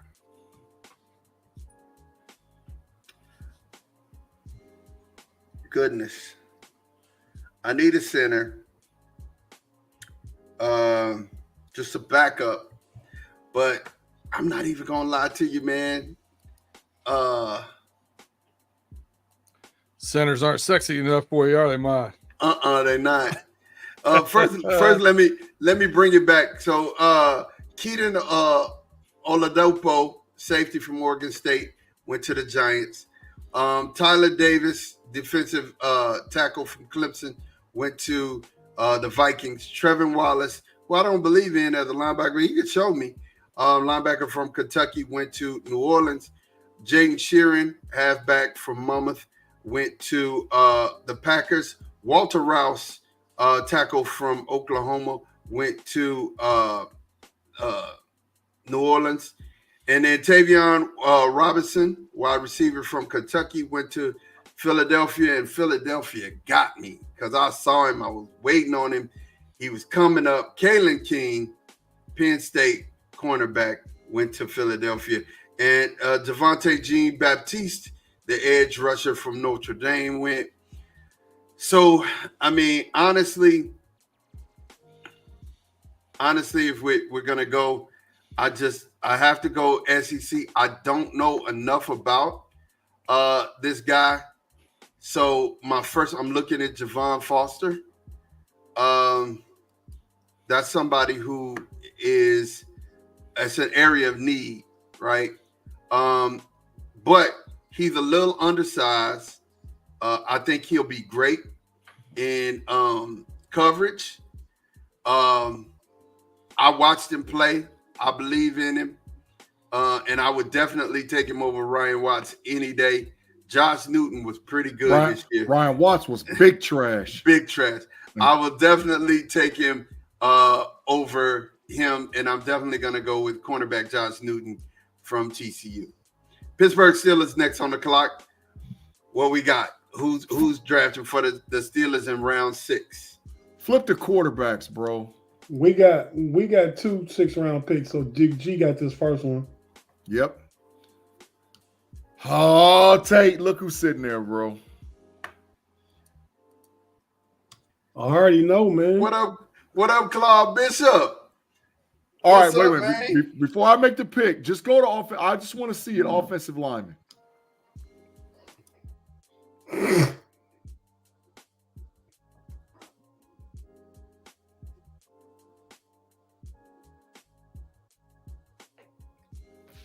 I can't do it. Give me Joe Milton, quarterback, University of Tennessee. Run it to the table. 6th nice round pick, value. Big G. Yeah, 6th round value, Joe Milton. Run it up there. Gee, why'd you take Joe Milton, man? He's got probably one of the biggest upsides out of any quarterback in this draft. His arm strength is unbelievable. But the issue is, can he be developed? And I think because there's been so much emphasis for the Steelers of getting Russie and now Justin Fields, if you're able to add a guy like Joe Milton at quarterback, that solidifies the Steelers' room, and you can get this kid ready to ride. He'll be the backup of either Russell Wilson or Justin Fields, whichever one they keep moving forward. I like the fit personally. If it's Justin Fields and then Joe Milton as a backup in Arthur Smith's system, with a lot of a lot of bootleg, a lot of play action, that big arm and that play action, and then the ability to bootleg and cut the reads in half of the field for him can really help his maturation. Yeah. Mr. Woods, he says best arm in the USA. Hey, Woods, he might be right. Yeah. Claude Matrix again. Put him in right now. Put him in right now, bro. He just got in here. B-Dirt, pull the yellow card out too, man. Yeah, he get a yellow card and the Matrix. That is ridiculous, bro. Yeah, come on, Claude. You can't help yourself. You're a glutton for the Matrix. He got the yellow card. Why? 2 minutes, no comments. George Teston. What's up, George, man? He said Bazooka Joe. Yeah. He got a hand cannon. I like that name. Yeah. Big name. Mr. Woods, he said slow wind up. And he that also can get coached. A delivery can get coached. Especially when you don't need to wind up to throw it 80 yards. Correct. Yeah. He's got the arm. He can shorten that up easy. Correct. Yeah, B Dirt know a lot about him because he was at Michigan first. I was rooting for him for a while. Mm-hmm. Yeah. So Claude Bishop said he's been here. He was just driving from Harrisburg. Okay. Yeah. So he was watching out of the Matrix via Vito through Harrisburg and then back right back in the Matrix. The fact that he was driving from Harrisburg probably saved me from being in the Matrix a lot earlier on this show than he would have been. Yeah. Total facts. Hey, on the clock right now, we got B Dirt, man. B Dirt. We almost finished round 6, pick 18. So I like this. The way we've been going, first 2 picks really addressed our first 2 needs, and we could go best available kind of after that, with sprinkling in where we have some needs. This one, we obviously didn't take a tight end yet. We're in the 6th round. We're not going to get our pass catcher, but we're going to get Tip Riemann from Illinois, 6'5", 269, in line. He'll be a good addition for us, as we only have Gesicki for 1 year, and hopefully we can get another pass-catching tight end next year. Good pick, B-Dirt. Great value in the 6th round. Great value. TIP. TIP. We said it at the same time. Hey, man, look, that's why I love B-Dirt, man. On the clock, we've got the Pittsburgh Steelers. Who is going for the Steelers? Who's running the card up here? That's Tay Boy Fresh. Hey, man, I already know who I'm getting, so I'm gonna take this extra 10 seconds just to say we talked about this on Friday night on Homies OT. Mm-hmm. The boy, y'all know what I'm talking about. Yeah. Dame Time got 19 in the first quarter, but okay. But what'd you say, Big G? What happened to Luka? But that's a whole nother conversation. Oh yeah, but that's why it's a 7-game series. Yeah. But hey, man, I'm gonna just run it up to the board. I don't know where he at. I know he here. We ain't heard him. Me and Big G been talking about this guy for the past 6 weeks. Yep. What position does he play? This corner. We already know we're on the same page. The Steelers haven't drafted the corner yet. So with this pick, the Steelers will take Sean Stevenson out of Fairmont State. I don't know where yet. Out of Ferris State. Sean Stevens. Sean Stevens out of Ferris State cornerback. S-H-O-N. Yep. He's not even on the board. That's a big trash PFF. They know they garbage because Sean Stevens is going to be the Steelers pick right here, bro. That's a trash PFF. Well, they got no corner up there. Go just go to corner. Why don't you man. take a cornerback at the very bottom and just call him Sean Stevens? Yeah, No, that's no, probably. What? Who's the last corner on the board? That'll mess All the way our at the draft bottom. up. Anybody want DeAndre Price? No. No, pick him and call him Sean. There you go. Done. Yeah, you can do that because this would be Sean Stevens. Tarheeb is No, close give me to that Sean. Pittsburgh dude, Tate. Because Why? That's not who we get. That's not who That's this a is gonna fair be. comp. That's a fair comp. No, ain't nobody taking him. Ain't nobody was taking Sean. All right, Stevens except for it you don't either. matter whatever corner we pick. That's supposed to be Sean Stevens. But so go ahead. Give me whatever. that Pittsburgh dude, Tate. Ahmad. Got it. Yeah. Got it. All right. The Bengals. Ooh, okay. The Bengals is up next, man. Who we got, B-Dirt? Here we go. Let's see if PFF screws this one up too. Look for Eric Watts. Defensive. He should be an edge. There you go. Connecticut. Draft that guy right there. Got it. 6'6", 274, ran a 4.6 40. You know what my dude told me? My dude Andy that I do college football podcast with on Level Up. He told me that dude is Sam Hubbard. And I said, there ain't no way. He said, bro, go back and watch the tape. I ain't had a chance to look at that much of it. I looked at a little bit. His highlight tape is unbelievable. I was like, oh my God. Sam Hubbard played linebacker at Ohio State. Yeah, but they said, he told me that dude is Sam Hubbard. I said, oh my goodness. So yeah, B-Dirt, that's a big sleeper, bro. Big sleeper. You know, so, I mean, I'm not going to lie to you. I'm not going to lie to you. Like, at this pick, at this place, round 6, you know, we're known to pull wild cards and draft people like why?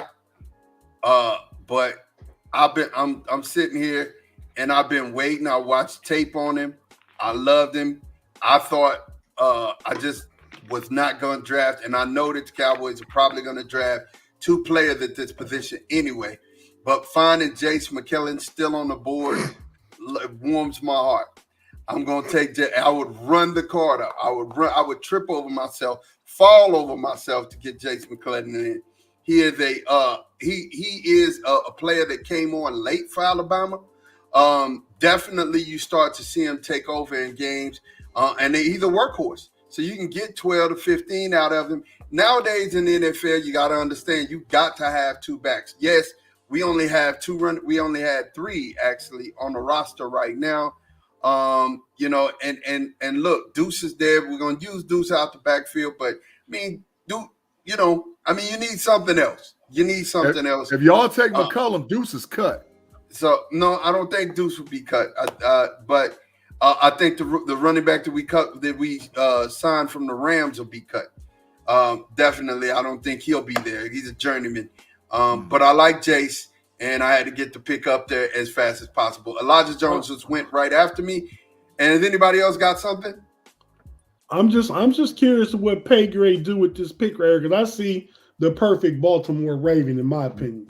Me too. I don't know who the perfect Baltimore Raven is in your opinion, but I'm looking right at Mr. Ethan Driscoll, who's fell about, by my count, maybe 10 picks to it. Yeah, he should have been gone earlier than this 218 for the Baltimore Ravens that we got from the Jets.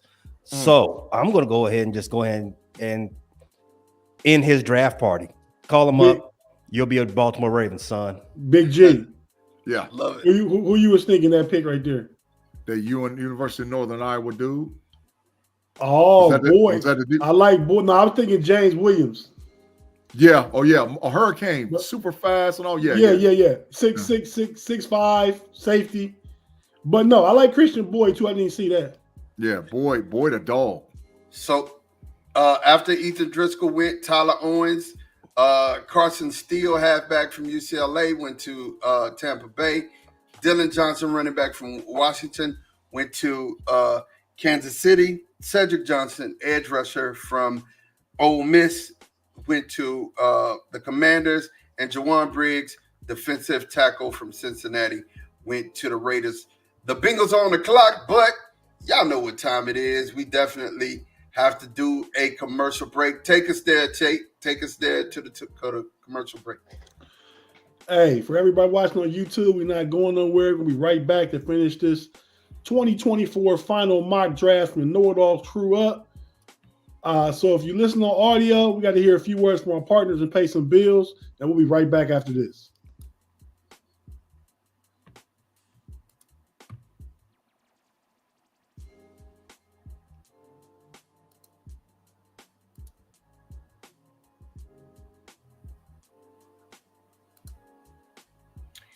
And we are back. We are back, and we're finishing out our mock draft because we're in round 7, pick 4.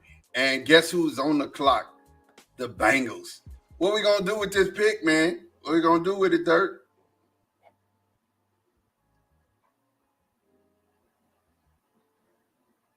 Get that fine now. Get that. Hey, Big G, you got a fine too because you're muted. Dang, we got a double fine. Double fine. It happened Go time. cornerback for me real quick. Defensive backs. Let's see.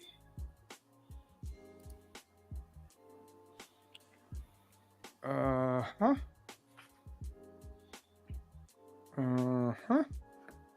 right, go defensive tackle.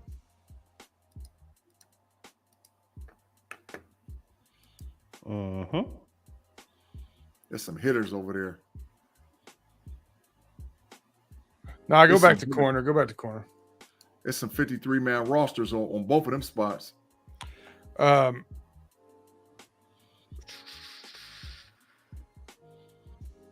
me take Taheeb Steele out of Maryland. Got him. Another Got him. Pass both your guys up, Claude. That's what you get. Hey, man, for all those people that's listening to us live and watching us live, y'all got to understand there's some quality going on here as far as our depth and what we're looking as far as draft. Because for I've been impressed all across the board with the guys' picks and them understanding and knowing. That means you've been watching film, paying attention to who you want, the players. Yeah, quality. So I got to say that even before we get to the end. Y'all knew what time it was this year, bro. Definitely love it. Love it. So on the clock, you know who it is. It's your favorite Raven. We got it here. Pay, man, what you got? Man, I was looking at Taheeb. Thanks a lot, B Dirt. No one asked you to do that. There's some kickers out there, man. Why? I thought we had a little bit more respect for each other than that. I think the Ravens are good with kickers. Yeah, they do. They got the world's greatest over there, Longhorn extraordinaire. So y'all need no kicker. Yeah. So I'm gonna take the advice of my of the KNOitAllz. You say this guy's a perfect Raven. Bring him on. Bring him to the crib. Quote the Raven. James Williams out of the U. Yeah, that's him. Ooh. I like that pick. You put him back there with Kyle. What's his name? Hamilton. Kyle Hamilton. Oh man. Mm-hmm. Woo, man. Maybe not this year because he needed a little bit of seasoning, but to have him in the cooker to go with that guy. Mm-hmm. Both your safeties 6'4" plus hitters, range. Oh my gosh. Yeah. Yeah, like Pace said, they play 4. A lot of those guys, 2 come up and 2 stay back. Mm-hmm. So in quarters, so the Hamilton and him playing up is nice. Yep, cover 2 all day and night. Cover 2 experts. I like it. I like it. I like it for real. There's players, and to me, there were players in certain systems in college that I foresee if they land in a system where there was support, where there was none in college, they're going to be good, right? And that he's one of those guys that I think will be good. And as I'm sitting here and I'm looking and we're talking about that, Jaden Crumley and Fabian Lovett are 2 of those guys. I remember watching Fabian, when Florida State was playing Notre Dame, made a couple plays, splash plays, but that line was really good. And it was that the first defensive lineman off the board who had a excellent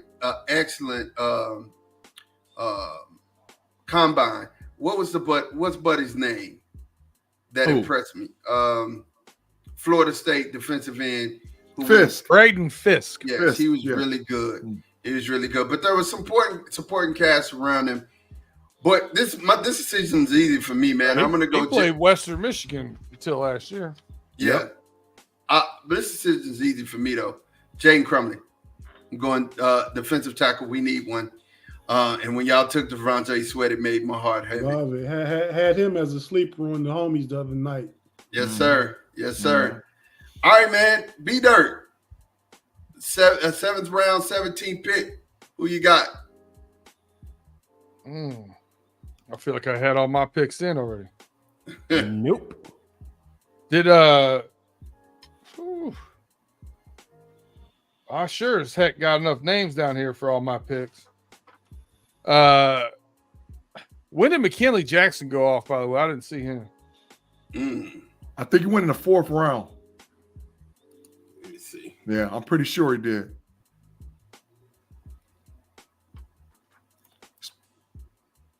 Yeah, he's gone. Spell his first name. It's Jackson, J-C-K-S-O-N. What's his first name? MCK. It's not showing. It's only showing you who's left, doesn't show you who's gone. Yeah. Okay. I think he went in the 4th, B. Man, I have no idea. Let's go back to D tackle.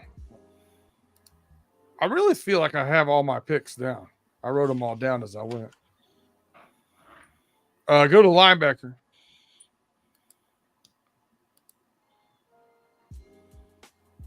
Pacers getting slapped. Big smacked. Oh. Shout out to Damian. Hey, Tate. there's a player right there. There's a player right there.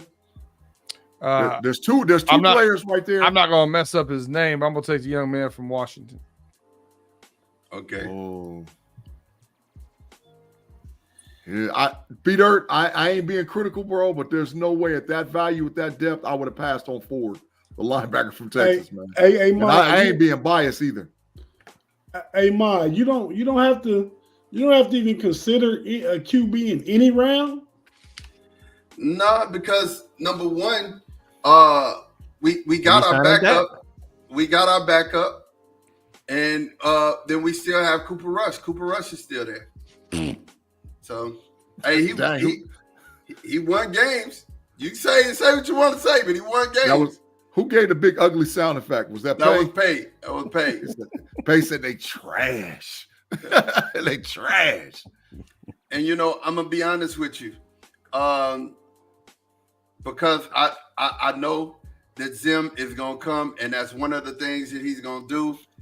I was gonna go Fabian Lovett, but after seeing Jalen Ford is still here, taking Jalen, man. Yeah, I would have. Yeah, I would have.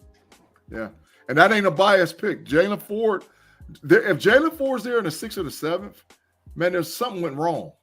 Something went wrong. Well, I mean, if nothing else, we got great special team play out of him, right? If nothing else, Baltimore Ravens on the clock. So, the Ravens, last pick of the draft for the Ravens. You don't want to get in your brain at this point. Don't want to be too pedantic with it. You're not going to. It's not likely you find one of those. What's the quarterback from San Francisco? Brock Purdy. Brock Purdy. It's not typical you find a Brock Purdy at this point. So don't try to overthink it. Go out there and get best value, best player available. I'm gonna get my man Anoma out of Charlotte, down lineman. Let's bring him to the crib. Quote the Raven. All right, so they're grading our drafts.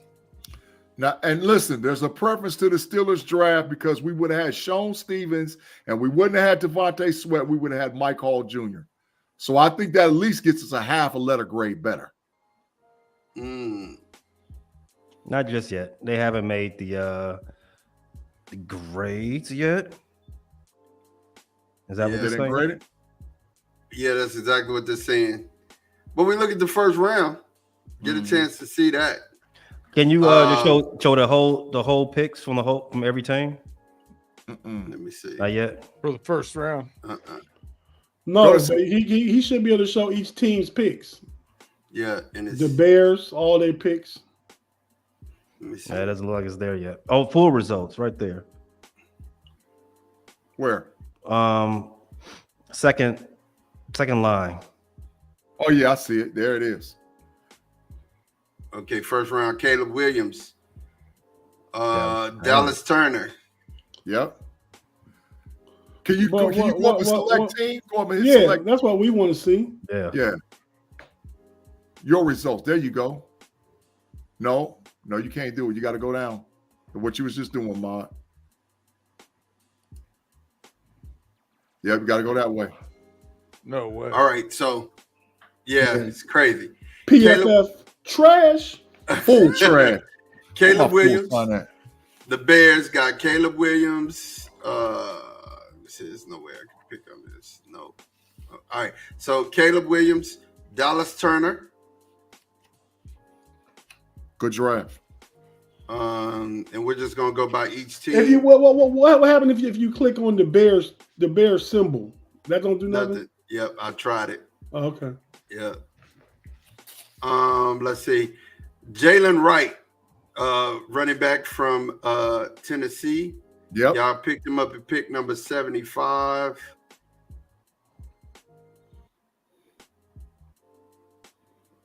At pick number 122, Aeneas Smith. Oh. And that's a wide receiver at Texas A&M. Y'all helped your offense a lot. The Bears did. Let's see here.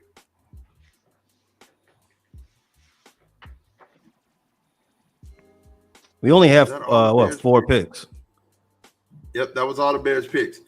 All right. So the second person here would be the Bengals. Amaris Mims. You want me to read them off too? Because I got them written down. Yeah, read them all. Amarius Mims, tackle, Georgia. Second round, Chris Jenkins, defensive tackle, Michigan. Third round, Johnny Wilson, wide receiver, Florida State. Also third round, Audric Estime, running back, Notre Dame. Fourth round, Mekhi Wingo, defensive line, LSU. Fifth round, Cam Hart, cornerback, Notre Dame. Sixth round, Tip Riemann, tight end at Illinois. Yep. Then I got Eric Watts, defensive tackle at 214. Or defensive end, edge from UConn. Then my seventh round picks are Tarheeb Still, cornerback, Maryland, and Defon from Washington, linebacker. I like that draft, B. You did a lot of trench work. Mm-hmm. Well, you're 31st in rushing, and your biggest asset is your quarterback. It behooves you to do some trench work. Absolutely. Yeah. And being in the AFC North, you better do trench work. Yes, sir. Yeah. B-Dirt, your first 3 picks were solid. That's what Claude Bishop said. From out, hey, he ain't even in the Matrix. He trying to stay out. Yeah, well, so when you get a compliment from Claude, that's a big deal. He don't hand those out very much. It's a big deal. Red Pill Bishop. Big deal. Red Pill. The Red Pill Bishop. All right. So we got the Steelers here. I can read them all. First round, Jackson Powers Johnson, center, Oregon. Second round, wide receiver Ricky Parasol, Florida. Third round, Junior Colson, linebacker, Michigan. Third round pick was, who was it, Big G? Mike Hall. Mike Hall, defensive tackle, Ohio State. Well, no. Yeah, it was Mike Hall, but I messed that one up for y'all. Yeah. I got Trevondre Sweat. Fourth round was that Mason Smith? Yep. Yes, LSU. And then the 2 6th-round picks was Joe Milton and Sean Stevens.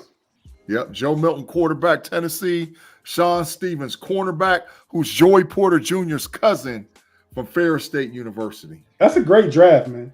Mm-hmm. That's a really good draft. I like it. Cowboys, Adnan Mitchell, first round at pick 24. For our next pick, Edrin Cooper, linebacker, Texas A&M. For our third round pick, we took Braylon Allen, running back from Wisconsin. Let's see, in the fourth,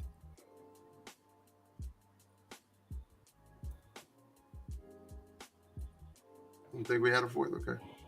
Claude gave us a B plus. Tate, you see that? He gave us a B plus. Thanks, Claude. Mm-hmm. Josh Newton, cornerback, with our next pick. I like that pick a lot too. TCU, right? TCU. I had him as a sleeper too because he dropped from what his stock would have been last year. Yeah. No, he was a really good corner last year. At 216, we took Jace McClellan, from Alabama. And we took Jaden Crumley, defensive tackle from Mississippi State at 233. And for our last pick, we took Jalen Ford. Pretty solid draft. I like that too. It's not Crumedy, ain't it? Not Crumley. Crumedy. It's a D in it. Yeah, it's Crumedy. You're right. Okay. Yep. So that is the Dallas Cowboys draft. I give myself a B plus. I like it. Now, what's Claude give you? That's what matters. Yeah, we need to see what Claude gave us. All right. And for the Ravens, you know your picks? That's funny, Ma. Go ahead and read them off. I got you. Not a problem. The Ravens had a really good draft. Relatively good. Let's see here. Ravens Kool-Aid had McKinstry. Yes, there you go. Kool-Aid Sleep. McKinstry, cornerback. Purple Kool-Aid. In the first round. Let's see here. The best flavor, B Dirt. Kieran, the tackle, he was y'all second round pick. Hey, I got to make a preference too. It ain't purple Kool-Aid. It's grape. It's grape or red, Shireen. No. It's grape or red. Grape or red. Someone put G in the Matrix. It's grape or red. It's grape or red. It ain't no purple. It's Purple stuff. Eric Ali, tight end at 93 is another pick. Let's see here. And Tyrone Tracy, running back, Purdue, is y'all's next pick. And Muhammad Kamara, solid pick at 130. They had a very good draft. Very good draft. And Jalen Coker, wide receiver, Holy Cross. Someone tell that bird to cut it out. Yeah, he about to get He slaughtered is up cutting in here. up. We're gonna have some He's chicken having sandwich. fun. Ethan Driscoll, the tackle from Marshall, picked up at pick 218. I think that was a value pick. James Williams at safety from University of Miami, Great picked pick. at 228. Great pick. And then Iyabi Onama, the edge rusher from Charlotte, picked at pick 250. I really like the Ravens draft in this mock draft. I think it was really good. So between all of us, who do you think had the best draft? Chat, talk to me. Who do you think had the best draft between us four here in the chat? And why? I like those last two comments. I think they speak for me.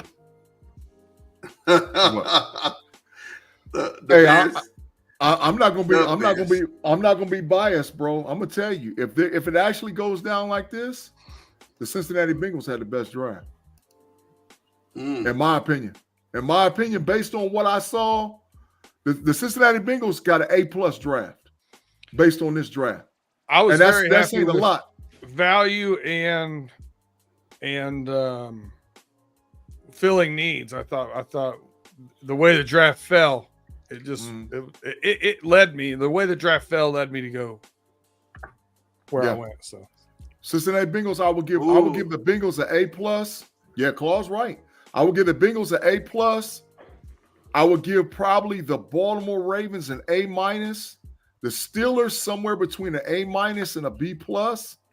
The Bears probably a B, and the Cowboys probably a B.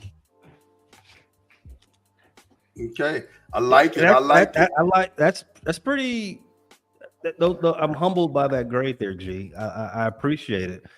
Drafting for the Ravens. The Ravens had a lot of picks, so they had a lot of work to do. They had almost just as many picks as Dame Lillard has scored in this first half of this game right here. I mean, it's a lot. It was a lot of work to do. I appreciate that grade. And speaking of the playoffs, right now we got game one. The Bucks 65-35. They are doing the Lord's work over there, whooping up on the Pacers. Dame Lillard almost outscored the Pacers himself. Whooping up. No Giannis. No Giannis. Yeah, no Giannis.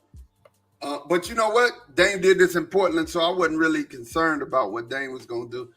The Clippers took care of business. No Kawhi. And they beat the Mavs. And they beat them down. They didn't just beat them. They beat them down. It wasn't even as close as a score. They smashed them boys. Kyrie was over there on the bench crying, talking about, come on, guys, we can do it all, whatever. And they was killing they behind. When they get Kawhi back, they up out of there. Get Dallas going. Okay, Kyrie both had 33 and 31. Dallas going to be up out of here quick. When did the NBA playoffs start? When the home team lose a game. Okay, it ain't no home team lost no game yet. Mm-hmm. So here we go. The Heat lost to the Celtics 114-94. The Nuggets beat the Lakers last night 114-103. And the Knicks beat the 76ers 111-104. Let's see here. Hey, man. Hey, listen, I know that the Lakers lost. Man. But, bro, LBJ, that dog, bro. Man, if you can't bow down and say LBJ is the dog, you need to stop it. I forgot two games, and then we could talk about this. The Timberwolves 120-95 over the Suns, and then the Cavs 97-83 over the Mavericks. Over the Magic. Mm-hmm. So, you guys, starting out, I want to ask, who was the big surprise? Who came out and y'all like, man, these boys ain't playing. Who was the big surprise for you? Timberwolves, man. Facts. Not for me. Not for me either. We all picked Minnesota to be dirt. I did. I picked Minnesota, but I didn't expect them to come out and win by 25 the first game. I didn't expect Ant-Man to be right up in Kevin Durant's grill talking trash. Mm-hmm. I got a little bit more than I expected. That's who he is. But yeah, so what happened with that bet? Ain't Big G on pace for quarantine with that one? We never worked it out. Now you want to back out of it. We never worked it out. No, I ain't gonna back out of it, but we just never talked about it though. I said go James. Listen, James had a great first half. He had 8 points in the second half. He needs to do more in the second half. He's got 39-year-old legs. Yeah, he's got 39-year-old legs. Some of them other guys got to do something more in the second half. Yeah, they actually do. Anthony Davis had 32, but I'm gonna tell you something. It was a close game to a halftime, and then Denver just pushed on the gas. The Lakers are up by 12, like midway through the third, and then Denver said, "All right, we're through playing." Yeah, we through playing with y'all. KCP turned up. The whole thing was D'Angelo Russell just didn't have a good game. He was like 1 for 10 from 3-point range. Yeah, true.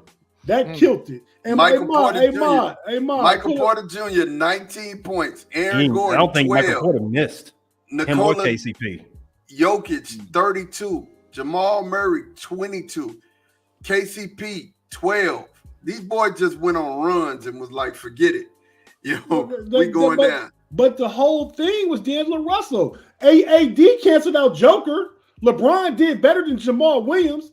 You get any one of them games you've been getting from D'Angelo Russell, like 22 and 6 assists, like he been doing the past month, the Lakers would have been a lot closer game. As I was telling y'all Friday. What's up, Tiff? She's a shout out, Tiff. I like y'all work together on the Bear Claw. What up, Tiff? She makes y'all podcast a lot better, Pay. That's before you hear that she's a LeBron hater.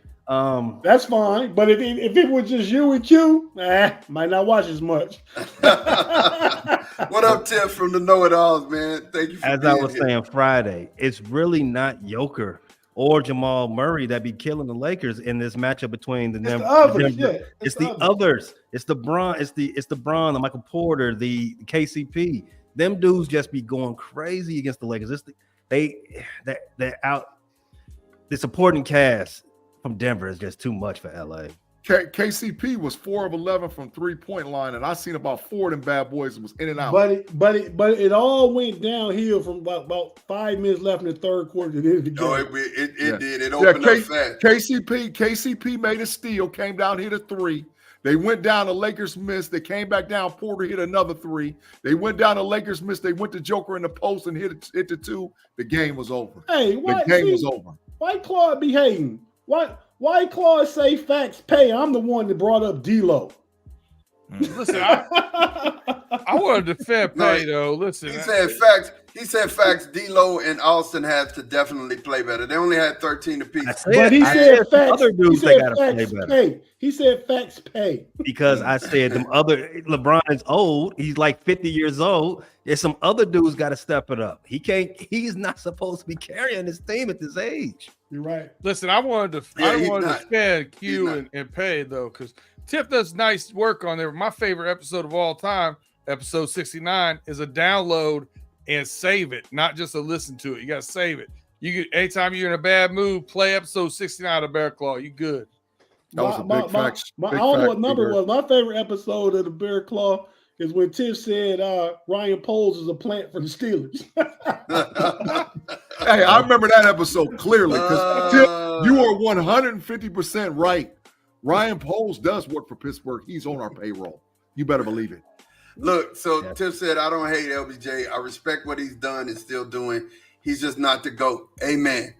Because she loves from the shy. Let the church say. Mike. Let the church say. Now, you read Tim's comment. What Claude's comment say about 2 comments up? Exactly. Goat cheese, baby. Goat James. There you go. Goat cheese. LBJ. He's y'all's GOAT. This is your king? This is your king? Look at your big play, your big trash, Michael Jordan, right hand. But Big G. See, you lose credibility when you say trash. We're just saying of the two, LeBron is better. 21 years, still putting up 25, 8 and 8, whatever he's doing. Michael Jordan did never. If I could change one thing in history, I would have Jordan play against LeBron in a prime. I've never heard anyone say the word trash and Michael Jordan in the same sentence unless they were talking about his jeans. I'm saying that because he took out the trash. Mine in the big bite. Or his cologne. Or his dress. Or his cologne. The cologne was trash. Mine in the big bite. The cologne was trash. But hold up. I'm not even finna get into this disagreement. We're not gonna do it. But I'm just gonna tell you. You cannot call Michael Jeffrey Jordan trash. That's the first thing. Well, I take the trash back, but you big bias though. And he ain't better than LBJ. The second thing is you can't refute 2 3-peats. You can't refute. Who did he play? Come on. Who did he play? You can't refute it, but if we kept on that to be the GOAT, then Bill Russell would be the GOAT. Come on, man. Straight, baby. Come on. Bill Russell would be the GOAT with the GOAT. Come on, man. Like I said, we're talking about the best players on the planet at the time. They never built a super team to beat MJ, but they did it 3 times. They did it 3 times to beat LeBron. What happens is that you're painting yourself into a corner. I sent you a video. Jimmy High Roller, you should check it out. I love to hear. I love to hear. Call trash. He big trash. I love to hear good. Straight up, big trash. I love to hear good debate on this thing. And what Jimmy Hirola said is you can't compare eras and keep saying eras are trash, because you're painting yourself into the corner, and you're going to say this next people's era, these next kids' era is going to be different. You got to respect the era. You know what's gonna be different? LBJ is on the Mount Rushmore of players. He's in my top 5. He is. That's biased. That's Claude, biased. There's only 4 names on Mount Rushmore. Claude's last comment. That's something that's well, you're right. 40. Errors don't matter. Errors don't matter for what Claude just commented just said. The career 40,000, 11,000, 11,000. Don't matter. Nobody. No error coming. Ever. The only guy that even got a shot is Wembanyama, and he's going to have to play about 25 years. He's going to have to play a long time to get in them numbers, bro. So you guys are not with us often, so I want to ask Pay, I want to ask Dirt, who y'all got, man? Who you think is going to win this year's NBA Finals? Who you think, first of all, is going to be in the finals, and then who you think is going to win it? It all breaks. If it all breaks right, I think Denver and Boston will be representing their respective conferences. I hope it doesn't end up that way. I want to see some new blood. I'm tired of seeing Boston in the finals because they ain't never ready for the big stage. And I don't want to see Denver anymore. I've seen enough out of them. But those are the two that I expect to see there. Why you hating on Denver, Pay? I'm not hating on Denver. I just said I'm tired of seeing them. They're the best team in the league. I think they're the toughest matchup in the league. I don't know about best team in the league, and because they're the toughest matchup, that's why I feel like they will eventually beat the world back-to-back world champions. They have the best player, the MVP, and they got the best supporting cast. They're the best team. They have a former MVP, and not the MVP, a former MVP. Oh, he going to win the MVP again, bro. I do not agree. Bet corner time. Bet. I'll bet the whole hour corner time on this one. Bet the whole hour. All right. Bet the whole hour. Bet the whole hour corner time that the Joker win the MVP. Bet it. Bet it. I don't want to bet an hour. I'll bet 20 minutes. 20 minutes that the Joker win the MVP. Now, dude, is this 20 minutes that you want to do? This 20 minutes that come off G's tab? Because G got a big tab ran up. My tab is 35 minutes right now. 35 minutes. I think 20 of it come off when the Joker win the MVP. Okay. KNOitAllz, February 21st at 2 hours and 5 minutes. I got G for 20 minutes. There you go. Thank you, G Stradamus. But yes, I agree with my co-host, SGA, MVP. Well, then that even proves my point even more. So I'll take the 20 minutes just to be able to say on television, Shea over Luka. All right, go ahead. Like I've been saying all along. I'll take that 20-minute corner time because I'll be talking Shea over Luka forever after he get the MVP. So either way, I win. I'll take the 20 minutes and put my back to the screen to get that Shea over Luka jumping off forever. Shea over Luka. Lion said, "What's this tab stuff?" He said, "What's this tab stuff? You need to serve your time." No, Pay is saving this time up like you save your PTO to take a week-long vacation. Mm-hmm. He's gonna give you a week off of Big G. we gonna have a whole homies broadcast with Steel Curtain Network, and Big G gonna have his back turned. No, not after Luka get this MVP. Dirt, talk to me, man. Who you think's gonna win it all, man, and why? Talk to me. First of all, who's gonna be in the finals, and then who's gonna win it all? So, on the Homies podcast on Overtime, I was talking about how this year I think you're going to see a little bit of a changing of the guard from the old guard to some of the new players in the league, some of the young cats. I think they're going to reach out and take it. And I've been back and forth with the cats and what I think might happen. But I say what, after watching Minnesota, I'm going to out. We'll take them to win the Western Conference Finals. Going into this year, I'm going to go football for you. For an analogy, I said, if not this year, then when would the Michigan Wolverines be able to win a championship? I'm saying the same thing right now for the Boston Celtics. If not this year, when? So because of that, I'm going to take Boston to get in from the East. And I think Boston finally gets over the hump, wins the championship this year with this group. I think Tatum gets that monkey off his back. So Boston, because we couldn't hear it, your mic messed up. So you said who would win the West? The Timberwolves. That's something that no one's ever said before. The Timberwolves winning the conference. I think the Celtics beat the Timberwolves, and I think the Timberwolves getting past Denver would help that Celtics being able to play in a big game situation. I think they're going to be able to get them, and Jimmy Butler being the boogeyman, not being able to play is helping them right now. Yeah. So you have the Timberwolves beating Oklahoma in next round if they go ahead and get okay. But the Timberwolves won't play Oklahoma. Oklahoma's gonna get kicked out by Luka because that James Harden performance today was fool's gold. You'll never get it back to back. You're right. I mean, I'll be honest with you. Minnesota versus Denver. Right. You're right. Playoff James Harden. You can't put no factor on that. You know what I'm saying? Jay's upper teeth said, "I'll put my upper teeth against your corner time, G." What's the bet? He says, "Say over his upper teeth." I'm saying, what do you want to bet? His upper teeth. So is the MVP. I'm saying, but no. What's his bet? What's he want for the MVP? He's saying that Joker ain't gonna get it.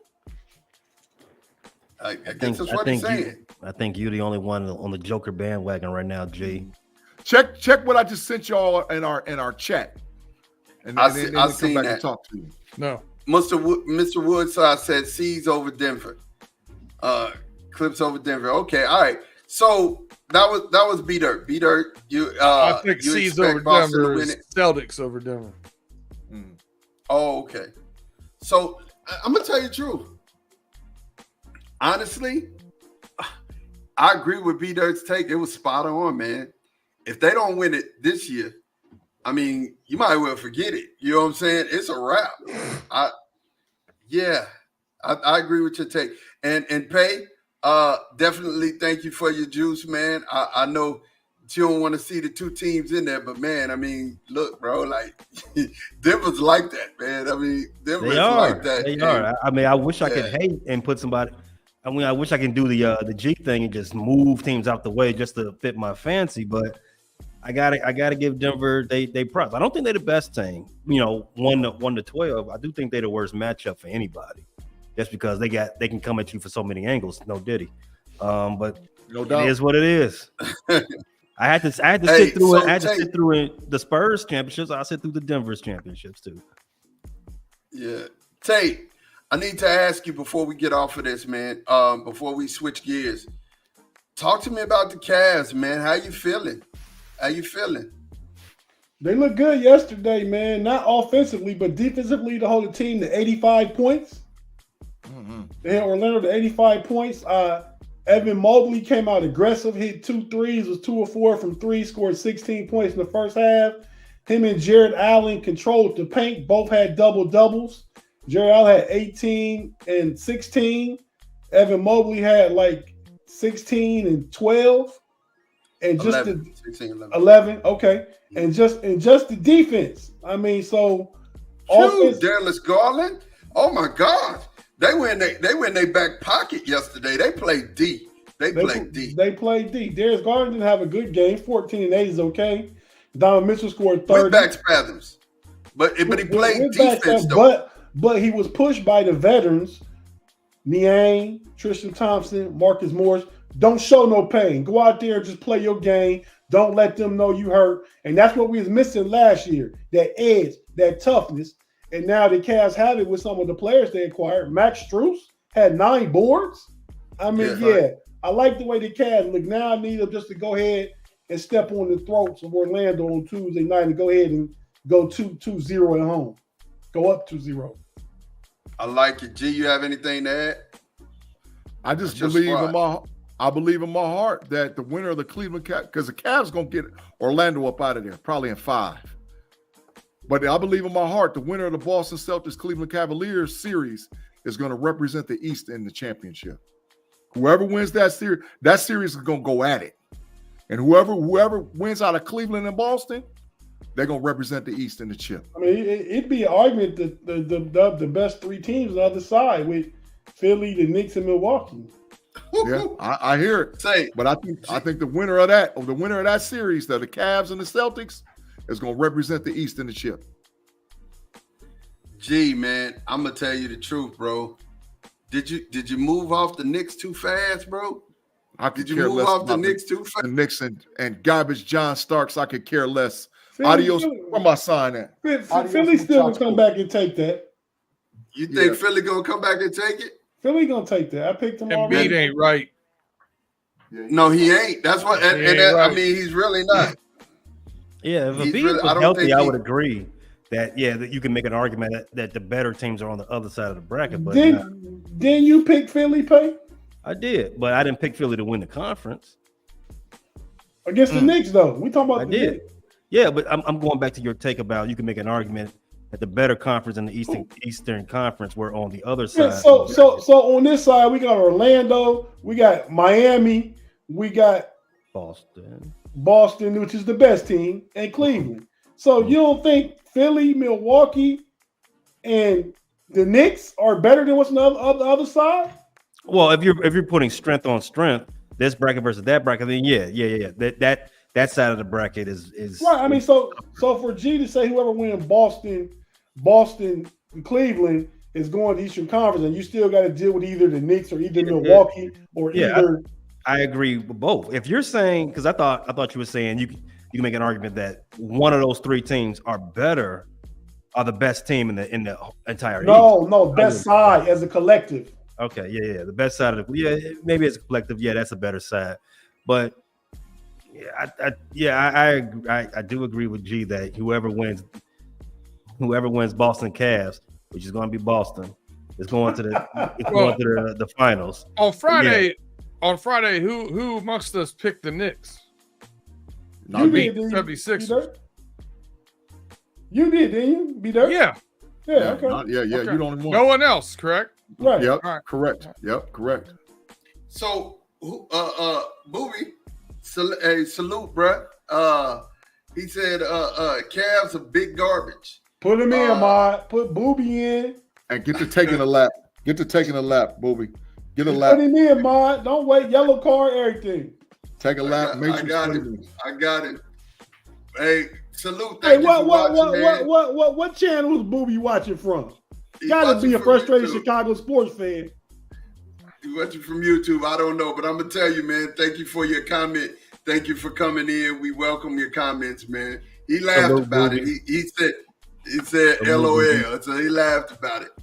Big garbage. Get big garbage. That's Chicagoan right there. Big garbage. Salute, Booby. Booby can get to kicking rocks too while he's taking a lap. He can kick rocks on his whole lap. Get to kicking rocks all the way around the track. Kick them. Keep kicking them. Yeah, we'll definitely get back to you, Jay's Upper Teeth. We'll get back to you because we're going to get them out as soon as possible. Even the extended squad got to have a know-it-all shirt. Pay and B-Dirt got to have a know-it-all shirt.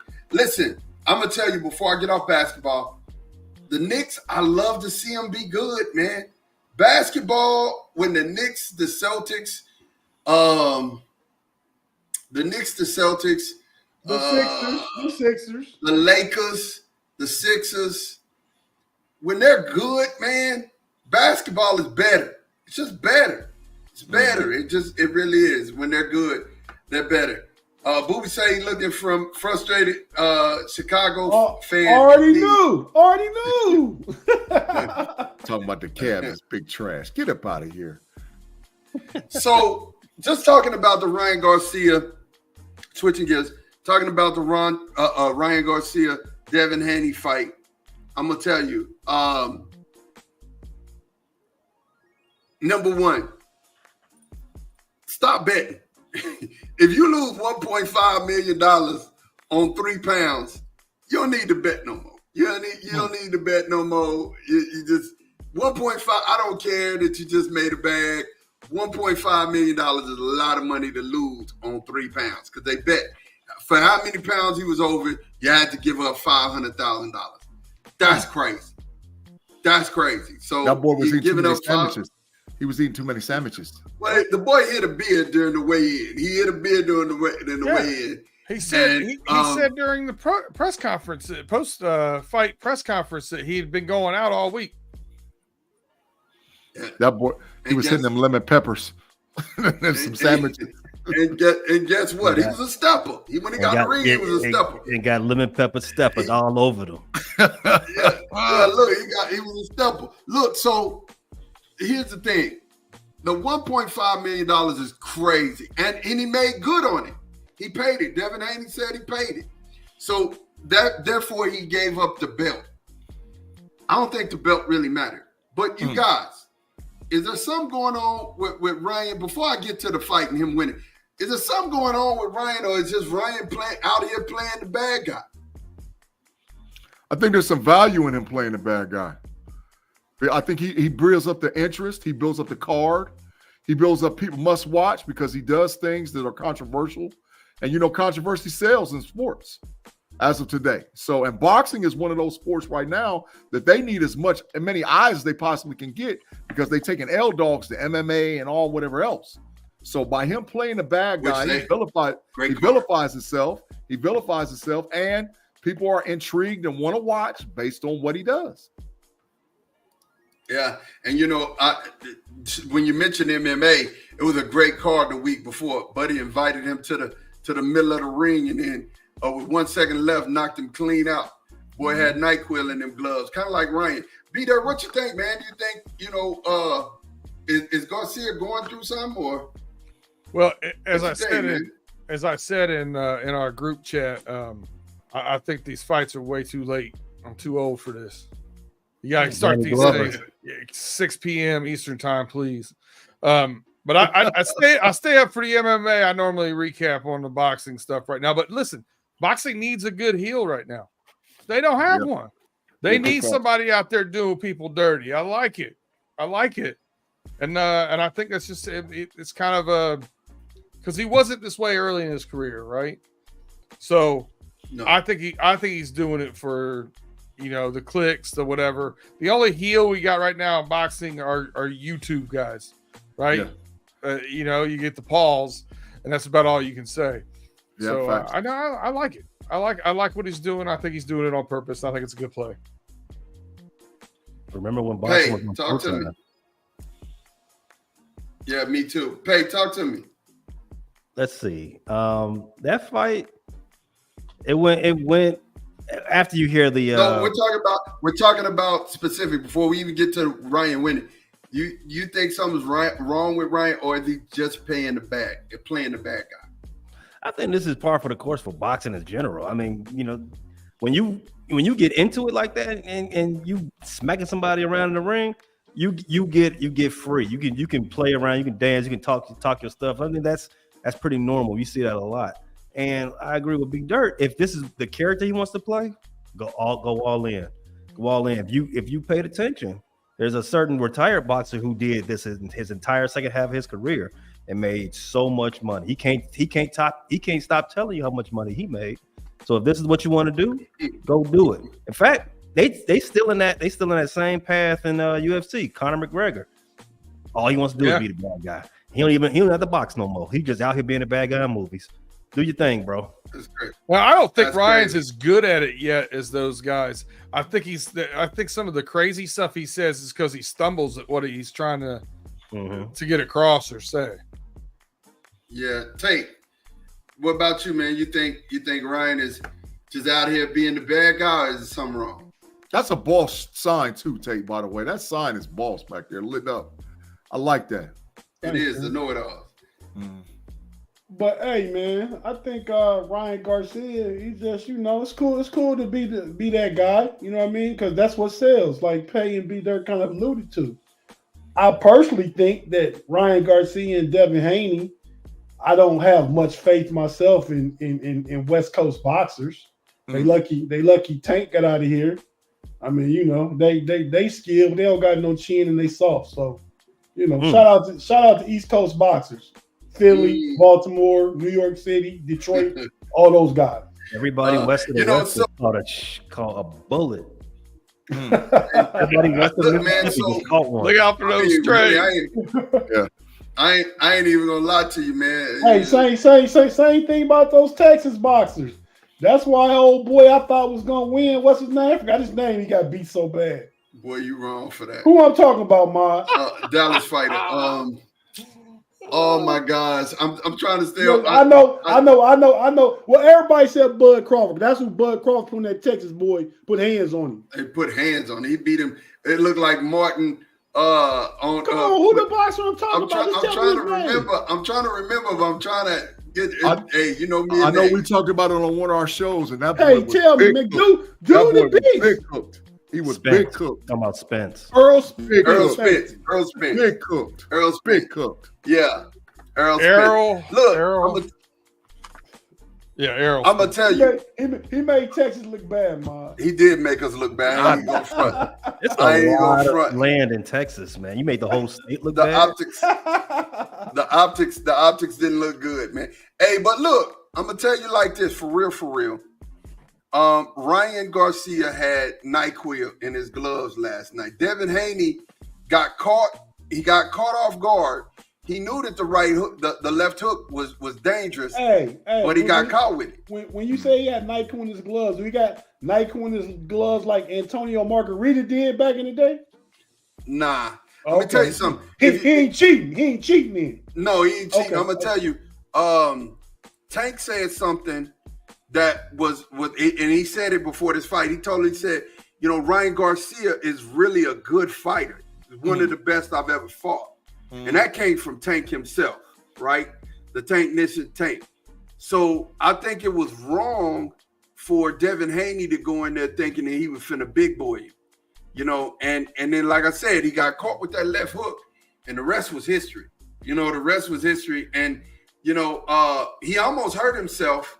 That's why I wonder if something's going on, because he was hitting the boy while they were in when they were in the clutch, and the ref was separating him. He lost the point on that. Dang near lost the fight behind it. You know what I'm saying? So I'll say this. Ryan Garcia is he's 25, great young talent. Devin Haney just lost his first fight, 32-1. You know, it's like this. Boxing is still wide open. Tank is the man. And everybody else, I mean, we ain't even looking at heavyweights, which is the heavyweights should be the creme de la creme of boxing. And I mean, you know, we watch it sometime, but this is where the names are. You know what I'm saying? So to see Devin Haney lose to Ryan Garcia after Ryan Garcia lost to Tank, it just made me have a greater appreciation of Tank, man. What final thoughts about the fight, you guys? Anybody else have one final thought about the fight? I just want to know what's the next best thing on the next card, because I was trying to listen to it a little bit last night, and they was you know how they preview and talk about upcoming fights. What's the next best fight? That's what I want to know from y'all. So of course it's Mike Tyson and Jake Paul. I mean, Mike Tyson is the guy, but Usyk and Fury are fighting in May. Yeah. And I mean, they're the heavyweights. That's where you should be, right? Yeah, Fury. But, Fury. You know, but I mean, Crawford's fighting again against Israel Madrimov. When is that, Peter? August 3rd. Yeah. Yeah, going up to 154. You know no, he's going up from 154. He's going up again. Yeah. Okay. Y'all remember on Soul Train where they had the little refrigerator magnets where you had that boy Bud is gonna do him so bad you just gonna scramble that boy name up, man. It ain't, we ain't even worried about that. Bud gonna go him in the next year. I don't know about that, Ma. I don't know, Big G. But Ma, what you said to my point about Tank, where's Tank from? From the East Coast, man. Okay. Yeah, East Coast. Okay. From BMO. From BMO, and he is a dog. He is what he done really brought credibility back to the East Coast after Meek Mill lost it, but we won't talk about that. Come on, man. Get off that no Diddy, dog. Get off that no Diddy. Get off that no doubt. I still kind of got Canelo as the pound for pound best boxer out there, but he got a fight coming up next month. So. Big facts. I agree 150%. Pay big facts. He's been around for a little bit now. I mean, ever since his first loss to Floyd 10 years ago now, he's been the best boxer pound for pound for me. He's like I said, he's a little bit older now, so I mean that could start be changing. But he got a fight next month. So I mean, if he looks like he's slowing down, I will start talking about what's my man name that beat Spence? I'm blanking on his name right now. Bud Crawford. It'd be between Bud and Tank. I mean, and I'm gonna tell you, Bud Crawford is like that, man. Tank. That boy got he got NyQuil in his gloves, man. For real. I'm telling you, he will put you smooth out. Them are anvils that boy got, man. I always liked Bud. I mean, but I had Earl Spence beating him, then man, the Texas boys just let me down. Because your boy, one of the twin brothers took an L too. What's his name? Some twins from Houston? Yeah. Oh God. Why did you ask me? Let's see. I can tell you. Yeah, because we don't think Tyson and Jake Paul is actual boxers. Yeah, that ain't gonna be no fight. Man. That's an exhibition. Yeah, exhibition. It's going on records. No, it's going on records though. It's going to Jake Paul's a record that's not sanctioned by anybody. No, they're putting it on a record. He said if he loses, it's going on Tyson record. Oh, Tyson gonna take the ball, bro. He gonna talking about the Charlo twins. Charlo, yeah, you're right. Yeah, Tyson gonna take the fall for the money. Hey, are we talking about anything else? Or we about to wrap it up? I was just about to go to parting shots, man. You have telepathy, so let's get it, man. Parting shots. I'm gonna start with you, Dirt. Give them to me, man. All right, my parting shot is this: top 5 worst biases in the KNOitAllz podcast land. Number 5, me with my Michigan Wolverines. Bias, I'll admit to it. Number 4, Pay, the Tar Heels. Too biased on them. I'm gonna give you number 4. Number 3, Big G and his Ohio State Buckeyes. Number 2, Mod, Dallas Cowboys. I know I'm not number 1, so I'm not eating. And number 1, Mod with Texas, the University of Texas, the state of Texas, the roadmap of Texas, anything Texas, the barbecue, the whole shebang. The big bias. Hey, B Dirt. So that would make me the least biased of the KNOitAllz crew. I'll let you on that one. Yes, least biased of the KNOitAllz crew.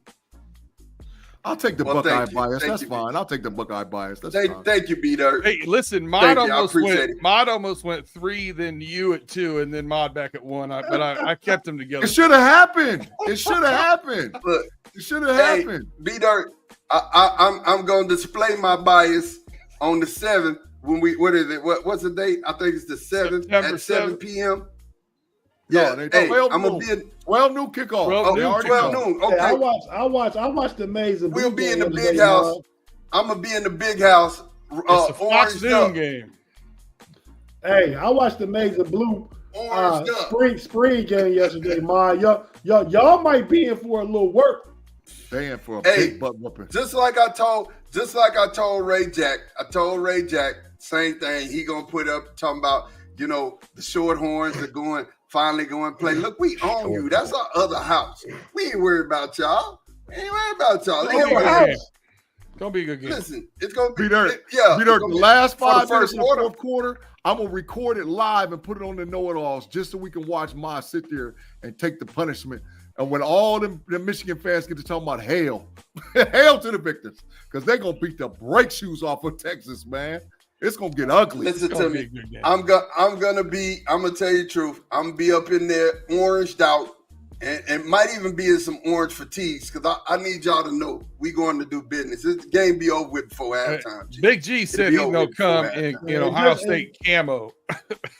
No, I'm coming in regular camo, but behind enemy lines. Yeah, I'm gonna need Mod to wear regular camo too because I don't want to see him with no burnt orange. Camo. Burnt orange. Get your pumpkin out there, baby. Get that pumpkin out there. It's gonna happen. It's gonna happen. What's up, Pay Man? Closing parting shots. I liked where B Derby took this, man, because I've been sitting on the top 5 list for a couple of days. I got a top 5 list. Top 5 worst decisions made by an athlete. Number 5. Ron Artest running into the stands of Detroit in 2003. The Rumble in the Palace. The Malice in the Palace. was not one of his better decisions. Number 4, Ryan Lochte lying to the police about what happened the night before while he was in the Rio Olympics. Ended his career. Ended his career. Speaking of careers being ended, number 3, Jonte Porter. Come on, bro. Big gambling. Come on, bro. You risked all of that for 20K? 20K in bet earnings. You threw away an NBA career. $24,895 specifically. Well, he can still go overseas. No, he can't. But he can't. Whoops. He can't go overseas. If DraftKings has already made all their partners aware, like, hey, this boy be throwing games. Yeah. No one's gonna mess with him. Done. Get the cook sign out, Big G. I'm looking for it right now. Ice Cube will. Nah, unless Ice Cube don't want the big 3 to be on DraftKings or FanDuel. I mean, that's up to him. It's his decision. Number 2. All right. Tanya Harding and busting up the kneecaps. Nancy Kerrigan. Tanya Harding, Nancy Kerrigan. Yes. And number 1. Old tire iron. LeBron James deciding to televise his free agent decisions. What?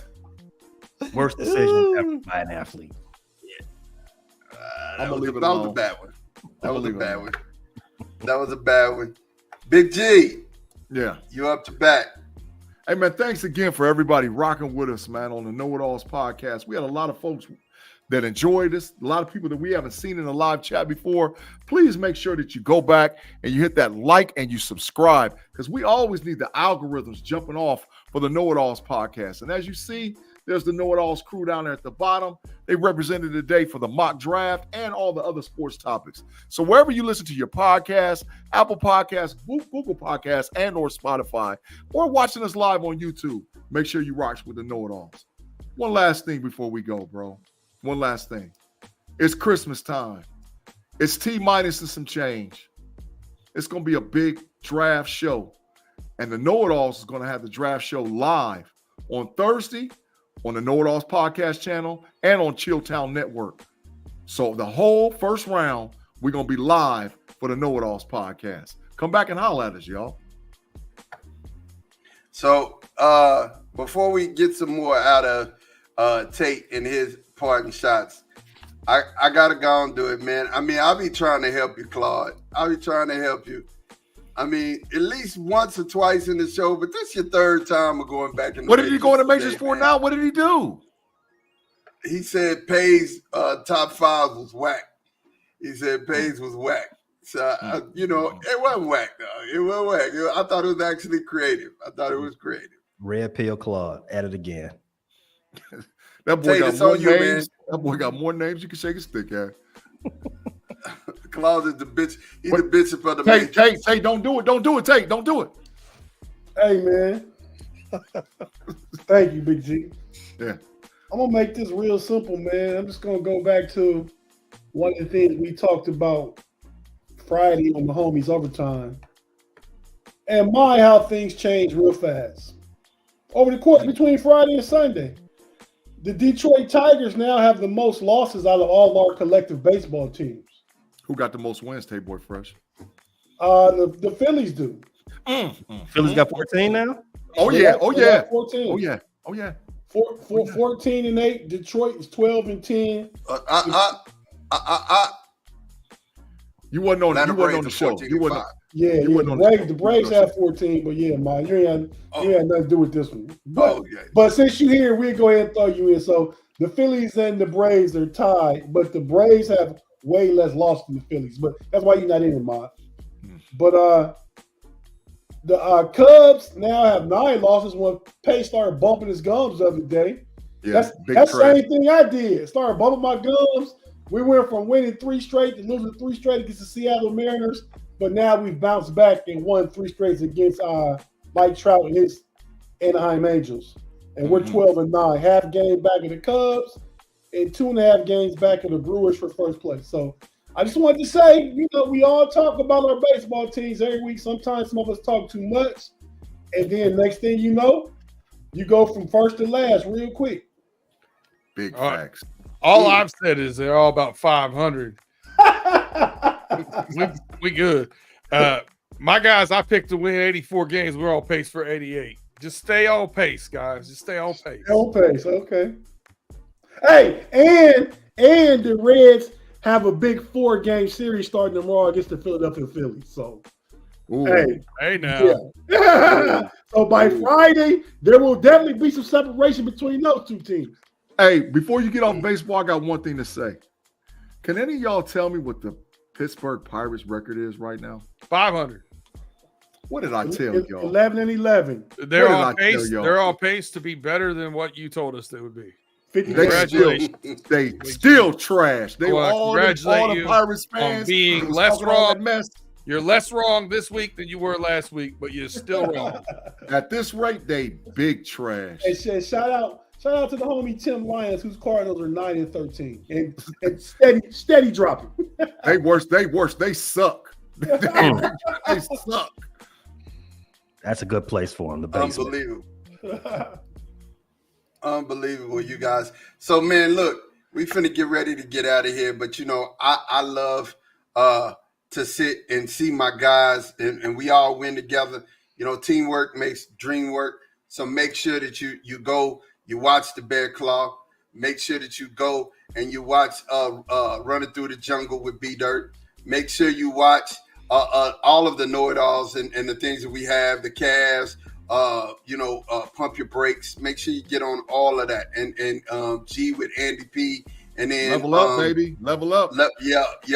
And then the homies on Friday, man. I appreciate everything that we've been doing. It is not easy to, do something consistently. It takes, and I've talked about this before, it takes courage to practice something consistently. You know what I'm saying? And a lot of people will disrespect something just because, oh man, this guy got, 2 views, or this guy got 10 views, or this guy got 7 views. Look, we're all out here. We're doing this together, and I respect anybody who's going to put some type of work and hustle behind what we're doing. Now, I have to say, this is Mod's moment. Wait, time out, bro, before you do it. Is that a real thing over there in the live chat?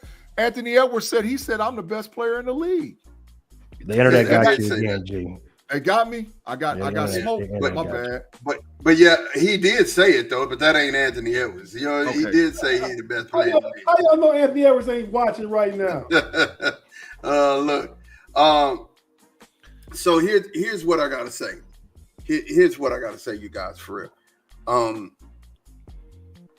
When it comes down to it, we sit and we look at the things that we're doing, and we get caught in old habits. We get caught in old ways of doing things. We get caught in old ways of expressing ourselves. And I'm going to tell you, the way that things have changed, it's a new wave, it's a new market, it's a new day. You have to sit, and if you don't have any type of digital expression or no way of digitally making money while you sleep, you need to do that. Don't be so stuck in your ways that you're looking at what's happening now and saying, I'm not going to do that. Because one of the things, I'm going to tell a story, and this is real quick. One of the things that kept me from starting a podcast for a long time was because I was like, I don't want to seem like that guy. I don't want to seem like that guy that, always has opinions, always has the answers. And the first time that Tate and G and I got on the phone, we were like, man, we actually know it all. Between the three of us, we know it all. We do know it all. And, not being facetious or any type of way. I love what we're doing. I love what we have. I love what we're building. And that can happen for you. That can happen for you. That can happen for you and your team. Support your next man's dreams. Don't be sitting up, like, I'm just going to tear this person down, because it takes no effort to be a critic. I'm gonna say it again because maybe you missed it. I gotta shout it for the people in the back. It takes no effort to be a critic. And it takes a whole bunch of effort for these men to give up an hour, 2 hours of their weekend or an hour, 2 hours of their day to do a podcast. And we're here for you guys, man. I love what we're doing. I love how we're doing it. We're definitely doing it. But I want you guys to understand, look, it's a different wave. It's not your dad's economy. It's not your dad's where you get up, where you trade your time for money. People are making money on the internet. People are making gains on the internet, and they're sharing truths on the internet.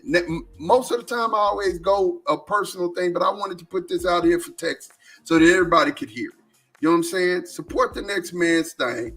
Always, because how is somebody going to support you if you've not sown support? So show support for other people. Make sure shout out to Jay Tuck, who's got a massive crowd. I appreciate him. Shout out to Chilltown Hoops, massive crowd. I appreciate them for giving us the opportunity. And what we're going to continue to do is we're going to master gas.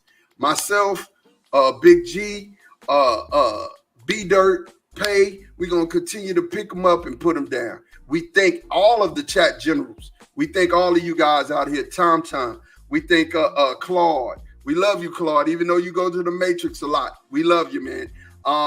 Timothy Lyons, Afton, what's my guy? Jay Steve, Mr. Woodside. I'm gonna forget names because I'm bad with them, but I thank all of you guys for being here in the chat. That's Mod's Moments, man. Make sure you're being supportive. Make sure you support another man's dream so they can support yours. Somebody's getting fined because they're watching on the back. It ain't me. That was G. It was definitely G. That was G. That was not me. Never was that me. Never. G's in the comments. G's in the comments defending his beard. That's you. Somebody lying because it wasn't me. Somebody got the big fine. I admit to mine.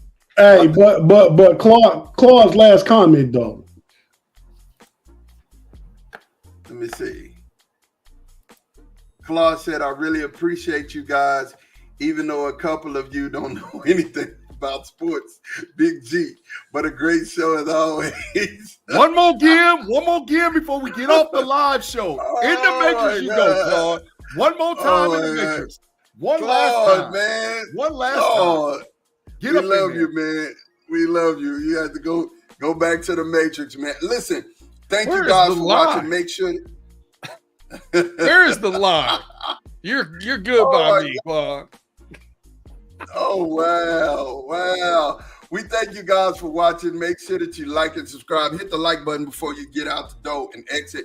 Look, we got our big show coming for you because you're going to see a lot of these same guys back in here on Thursday because you know what Thursday is. Big G talked about it.